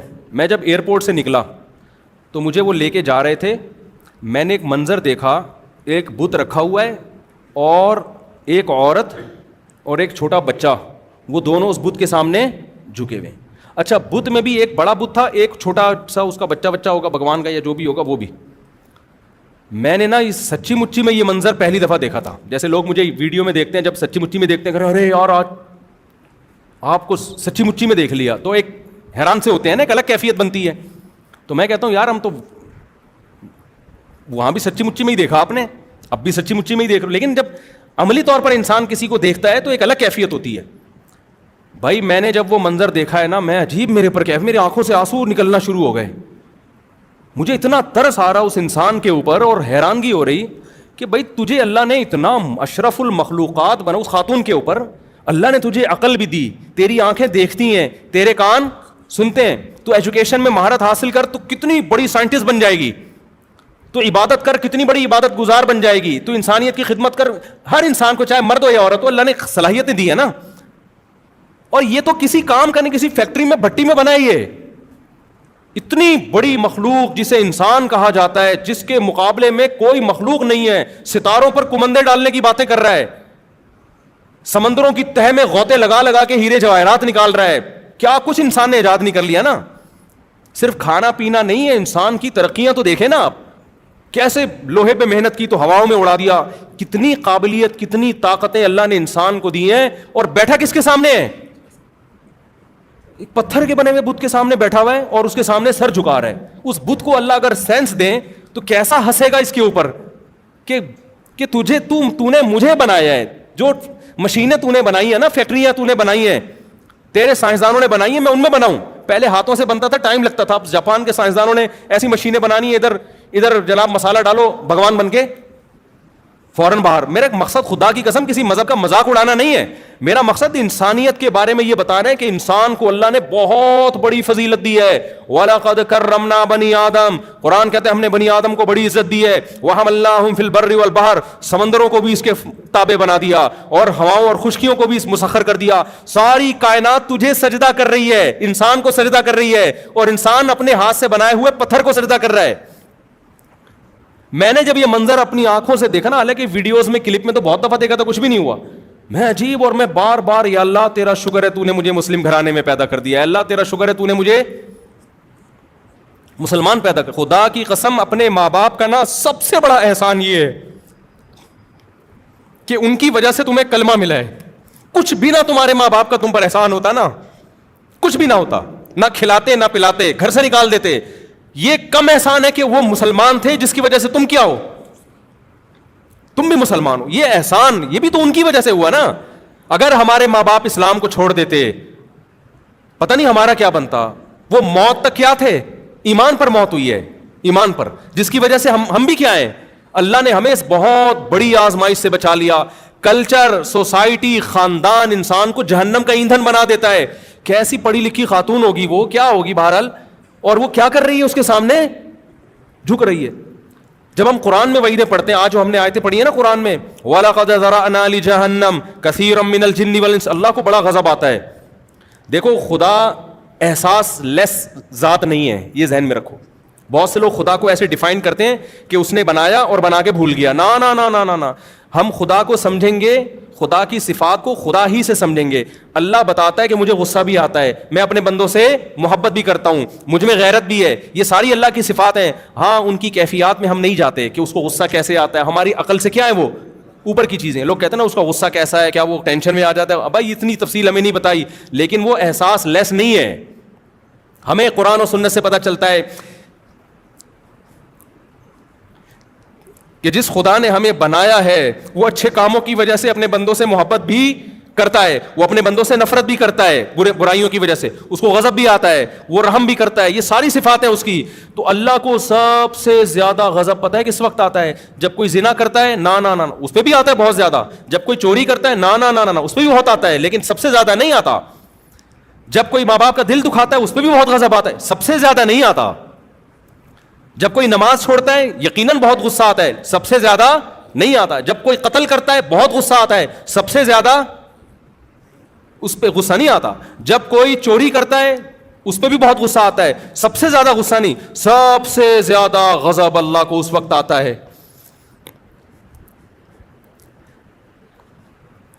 کہ جس نے آپ کو بنایا, جو آپ کا خالق ہے, جو خدا ہے, آپ اس کو چھوڑ کر کسی اور کے سامنے سر جھکاتے ہو. اس وقت بہت غصہ آتا ہے اس کو, کیونکہ غیرت ہے نا اس میں. دیکھو آپ کے باپ کو غصہ آئے گا اس وقت بھی, باپ کہہ رہے پانی پلاؤ, آپ پانی بولو نہیں پلاتے, غصہ آتا ہے باپ کو. سب سے زیادہ اس پہ نہیں آئے گا غصہ. آپ کے باپ کو اس وقت بھی غصہ آتا ہے جب وہ کہتے ہیں میرے پاؤں دباؤ, آپ پاؤں نہیں دباتے. جب وہ کہتے ہیں یہ کام کرو, آپ یہ کام نہیں کرتے. لیکن اگر آپ اپنے باپ کو کہہ دو کہ آپ میرے باپ نہیں ہو, جبکہ آپ کو پتا ہے کہ یہ کون ہے, یقین ہے کہ میں پیدا اس سے ہوا ہوں, باپ کون ہے میرا, بولو یہ. لیکن آپ کہتے ہو باپ کو نام سے پکارنا شروع کر دو, اور جو غیر ہے اس کو باپ کہنا شروع کر دو, یہ انتہا ہو جائے گی غصے کی. باپ کہے گا تو نے میری ولدیت ہی چینج کر دی, تو نے آئی ڈی کارڈ سے نادرا سے میرا نام نکال دیا, اس کے بعد اب کیا ہے, بولو نا. بس اب نہیں ہو, اگر غیرت ہوگی. شوہر کو بیوی کی نافرمانی پہ غصہ آتا ہے, کھانا نہیں کھلایا ٹائم پہ, بد اخلاقی کر رہی ہے. لیکن اگر شوہر میں غیرت ہو اور عورت کہے میں رات اس مرد کے ساتھ گزاروں گی, تمہارے ساتھ رات, بولو نا, نہیں گزاروں. یہاں مرد کیا ہو جائے گا اگر غیرت ہے, وہ کہے گا یہ اینڈ ہے, یہ اب نہیں ہو سکتا. کیونکہ جو محبت شوہر کو ملنی چاہیے تھی, عورتیں فرما بردار بھی ہوتی ہیں, نافرمان بھی ہوتی ہیں, یہ سب کو ہوتا ہے عورتوں میں, کچھ اچھی ہوتی ہیں, کچھ تھوڑی خرابی ہوتی ہے. شریعت نے حکم دیا بھائی عورت کو ٹیڑھی پسلی سے اللہ نے بنایا, پورا سیدھا کرنے لگ جاؤ گے طلاق کی نوبت آئے گی, جیسی ہے برداشت کرو, چلاؤ گھر. لیکن ایک حد ہے نا, آپ کی بیوی کہہ رہی ہے میں نے رات کہاں گزارنی ہے, میں کسی اور کے بستر پہ سوؤں گی. شوہر بے شک میرے آپ ہو, تو آپ کیا کہو گے؟ اگر غیرت ہوگی آپ کہو گے بھائی یہ کیا ہے, نف, اس سے زیادہ برداشت بولو نہیں ہو سکتا. دنیا میں زنا بھی ہوتا ہے, شرابیں بھی پی جاتی ہیں, اللہ نے ان جرموں پہ سزا رکھی ہے آخرت میں, لیکن اس سزا پانے کے بعد آپ جہنم سے نکل جاؤ گے. بے نمازیوں کو بھی سزا ملے گی, جہنم میں جلیں گے, سزا ختم ہونے کے بعد بولو نکال دیے جاؤ گے. جو ماں باپ کے نافرمان تھے سزاؤں میں جلیں گے, سزا ختم ہونے کے بعد بولو نکال دیے جائیں گے. جنہوں نے زنا کیا سزا ملے گی نکل جائیں گے, سود خور سزا ملے گی نکل جائیں گے. جو خدا کے علاوہ کسی اور در پہ جھکے, کسی اور سے مرادیں مانگنا شروع کر دیں, دینے والا وہ ہے, مانگ کس سے رہے ہو؟ کسی اور سے مانگ رہے ہو. اس پہ جتنا اللہ کو غضب آتا ہے اتنا کسی اور عمل پہ اللہ کو غضب بولو نہیں آتا. کتنی بڑی نعمت ہے توحید. تو مجھے احساس ہوا جب میں نے پہلی دفعہ پریکٹیکلی کسی کو دیکھا نا پتھر کے سامنے جھک رہا ہے, میں تو پورا ہی جو ہے نا ایک عجیب کیفیت میں چلا گیا. آنکھوں سے میرے آنسو نکل رہے اور اللہ سے, اللہ تو نے ہمیں اس عذاب سے کیا کیا, ہمارا کہاں کمال ہے بھائی. اور ایک بات بھی پتہ چلی کہ کلچر تباہ کر دیتا ہے انسان کو. ایسا کام کرواتا ہے آپ کا کلچر, آپ کا خاندان, کیا آپ کو جہنم کا ایندھن بنا. ہندو پتھر کی عبادت کیوں کر رہا ہے؟ کیا کوئی سائنسدانوں نے کہا ہے؟ کیا کوئی سائنسی تحقیق ہے؟ کیا کوئی لاجک ہے؟ کیوں؟ میرے ابا کیا کرتے تھے, میرا باپ جھکتا تھا ان پتھروں کے سامنے, میری ماں جھکتی تھی, میرے دادا جھکتے تھے. ہماری پرمپرا ہے, ہمارا کلچر ہے. عیسیٰ کو اللہ کا بیٹا کیوں کہہ رہا ہے؟ اللہ بھائی لم یلد ولم یولد, وہ خدا ہے, وہ نہ کسی کو جنتا ہے, نہ اس نے کسی کو, نہ وہ کسی سے جنا گیا. یہ عقل کہتی ہے, یہ خدا تو مخلوق سے الگ ہے. عیسائیوں نے کیوں کہہ دیا عیسیٰ اللہ کے بیٹے؟ سورہ آل عمران میں جگہ جگہ اللہ حضرت عیسیٰ کا نام بڑے احترام سے, محبت سے, عیسیٰ بار بار کہہ رہے ہیں کہ اعبدوا اللہ ربی و ربکم, اس اللہ کی عبادت کرو. اللہ بار بار قرآن میں عیسائیوں سے خطاب کرنے, خصوصی خطاب ہے عیسائیوں سے سورہ آل عمران میں, اے اہل کتاب تمہیں کیا ہو گیا. اللہ جب کسی کو نبی بناتا ہے, ایک رتبہ دیتا ہے, وہ کبھی لوگوں سے اپنی عبادت نہیں کروائے گا, وہ لوگوں کو کس طرف لے کر جائے گا؟ خدا. تو عیسیٰ ابن مریم اپنی طرف کیوں لے کر آئیں گے تمہیں؟ یوں کیوں کہیں گے میں خدا کا بیٹا ہوں میری عبادت کرو؟ وہ کہیں گے کونوا ربانیین, اللہ والے بنو. کس کی طرف جاؤ؟ جو سفیر ہوتا ہے, جس کا سفیر ہوگا اس کی طرف لے کے جائے گا نا. وہ سفیر خود تھوڑی حاکم بن کے بیٹھ جائے گا. امریکہ کسی کو سفیر بنا کے بھیجے تو امریکہ کا پیغام لے کر آئے گا نا وہ, نہ یہ کہ وہ لوگوں کو اپنا غلام بنانا شروع کر دے گا. اللہ نے بتایا عیسیٰ ابن مریم اللہ کے بیٹے نہیں ہیں, اللہ کے نمائندے ہیں, سفیر ہیں. جو اللہ کا سچا سفیر ہوگا وہ اللہ سے جوڑے گا, وہ اپنے آپ سے لوگوں کو نہیں جوڑے گا. وہ یہ نہیں کہے گا مجھ سے مانگو. قرآن عیسائیوں سے خطاب کر رہا ہے. میں نے ہم جب حرم میں تھے, یہ سورہ آل عمران امام حرم تلاوت کر رہے, بڑا مزہ آ رہا تھا نا. تو میں نے ساتھیوں سے کہا کہ کتنے عرب غیر مسلم ہیں مصر میں, شام میں, عیسائی ہیں, کیا وہ یہ آیتیں نہیں سمجھتے؟ کتنی واضح آیتیں ہیں قرآن کی, ان کی تو زبان ہے عربی, لیکن کیوں اتنی واضح آیتیں قرآن کی یہودیوں کو, عیسائیوں کو خطاب کر رہی ہیں, نیچر کو. پھر اللہ نے عیسائیوں سے کیا کہا؟ ان مثل عیسیٰ عند اللہ کمثل آدم. اے عیسائیوں تم یہ کہتے ہو جو بغیر باپ کے پیدا ہو گیا, تو انسان تو بغیر باپ کے نہیں پیدا ہو سکتے. اس کا مطلب ان کا باپ معاذ اللہ کون ہے؟ خدا ہے. تو تمہیں کیا ہو گیا اگر یہ بات کرنی ہے؟ ان مثل عیسیٰ عند اللہ کمثل آدم, دیکھو عیسیٰ کی مثال ایسے جیسے آدم تو باپ اور ماں کے بغیر پیدا ہو گئے, وہ جب اللہ کے بیٹے نہیں ہیں, عیسیٰ کی تو پھر بھی ماں ہے. تو اللہ نے اپنی طاقت سے بغیر باپ کے پیدا کر دیا, تو کر سکتا ہے جیسے ماں اور باپ دونوں کے بغیر آدم کو پیدا کر لیا. جیسے آدم خدا کے بیٹے نہیں ہے, معبود نہیں ہے, عیسیٰ بھی خدا کے بیٹے اور معبود نہیں, اللہ کے برگزیدہ پیغمبر ہے. اور اللہ قرآن میں بار بار کہہ رہا ہے کہ یہ صرف اسلام کی تعلیم نہیں ہے, عیسیٰ ابن مریم کی یہی تعلیم ہے. تم نے عیسیٰ کو چھوڑ دیا ہے. عیسیٰ کے مذہب کو فالو کرو گے تو تمہیں توحید نظر آئے گی, اس میں تمہیں شرک نظر نہیں آئے گا. تو یہ کلچر ہے میرے بھائی, ماحول ہے جو انسان کو کہاں لے جاتا ہے؟ بولو گمراہی کی طرف لے کے جاتا. قرآن کلیئر کرتا ہے اس کو کہ وہ دیکھو کہ عقل کیا کہتی ہے اور خدا کیا کہتا ہے. تو یہ پوری کشتی ہے عقل کی اور کس کی؟